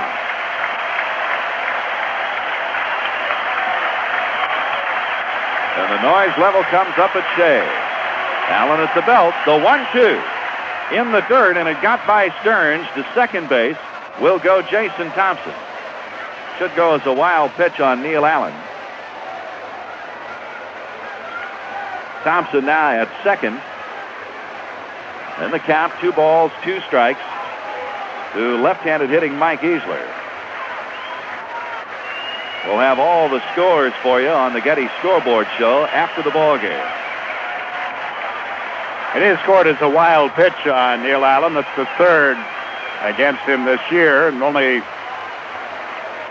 the 15th wild pitch by the Mets staff. Stearns out for a brief conference with Neil Allen. John is back into his crouch behind the plate now. And Allen goes to the belt. Has a look at Thompson and delivers. That one is away from Easler, and the count is 3-2. On deck is Lee Lacy. Mets with a 5-run advantage in the 9th inning. Allen set. The pitch. Fly ball hit to center field. Mookie is going back. That ball's well hit. Mookie's there. He's got it. And the game is over. The Mets win. Easler out on a long fly ball to Mookie Wilson in center field. And the Mets have snapped their 5-game losing streak. In the 9th inning, no runs, no hits, no errors, a walk, and a man left on. Final score, the Mets 9, the Pirates 4. We'll be back with the totals and post-game notes and comments after this word. Are you looking for the best car deal around? Then stop what you're doing and get on over to Yankee Dodge in Schenectady. Yankee Dodge has a large selection of new 1982 Dodge models to choose from. Yankee Dodge service is fast and dependable with the largest selection of Dodge parts in the Northeast. It all goes into making the best car deal you'll ever get. So do it now. Visit Yankee Dodge, 2239 Central Avenue in Schenectady. California Cooperage Hot Tub versus the competition. In the first inning, we see both sides relieve tension, so the score is tied. But moving along to the 4th inning, we see California Cooperage Hot Tubs seems to be taking a big advantage over the competition, as they're ready at any time and don't have to wait for an entire team. We're in the 9th inning, and it's obvious now California Cooperage wins the game. But don't feel bad, competition. No one can be a sore loser with our tubs. Get your California Cooperage Hot Tub now at Windward Pool of Schenectady. You're listening to Mets Baseball on WMVQ. Remind you, Well, the losing streak is over. The Mets come up with a 9-4 victory over the Pittsburgh Pirates. It was a come-from-behind victory. And to tell you about it, here's Jiggs McDonald. Well, the Mets had taken the lead, Steve, in the 2nd inning. After Dave Kingman had drawn a walk to lead off the inning, George Foster got the green light on a 3-0 pitch and nailed it into the right field section over the 371-foot mark, down off left-hander Larry McWilliams. It was the first hit he'd given up in the ball game, and the Mets led 2-0. They added a run in the third for a 3-0 lead, but then in the fourth inning, starting pitcher Charlie Palaio ran into all kinds of problems. He walked a couple of batters. The key hit was a triple by Johnny Ray that drove in 3 runs. He drove in Lacey, Berra, and Moreno, and of those 3, Lacey and Moreno were on walks. So it was a 4-3 Pirate lead after 4 innings. Stayed that way until the 7th. Tekulve came on to relieve McWilliams. McWilliams on the night had allowed only 3 hits. But in the 7th inning, the Mets batted around. They scored 4 runs on 4 hits and had regained the lead. And then in the 8th, with Enrique Romo coming on as the 3rd Pirate pitcher of the night, Stearns led it off with a double. After Brooks had grounded out, moving Stearns to 3rd, Wally Backman stepped up. Hit his 3rd home run of the year, but the difference here, instead of hitting it out of the park, it was an inside-the-park home run, and that brought this crowd of over 50,000 people at least to their feet. A rousing cheer for not only Wally Backman, but the entire Mets team, who held on to win this ball game by a score of 9-4. Mets baseball on WMVQ has been brought to you by Budweiser. For all you do, this Bud's for you. By Datsun, who would like to remind you that it's a long way to empty in a Datsun. A long way. By TWA, the airline that flies you to Florida, to California, to 53 cities in the U.S. and 13 cities overseas. You're going to like us.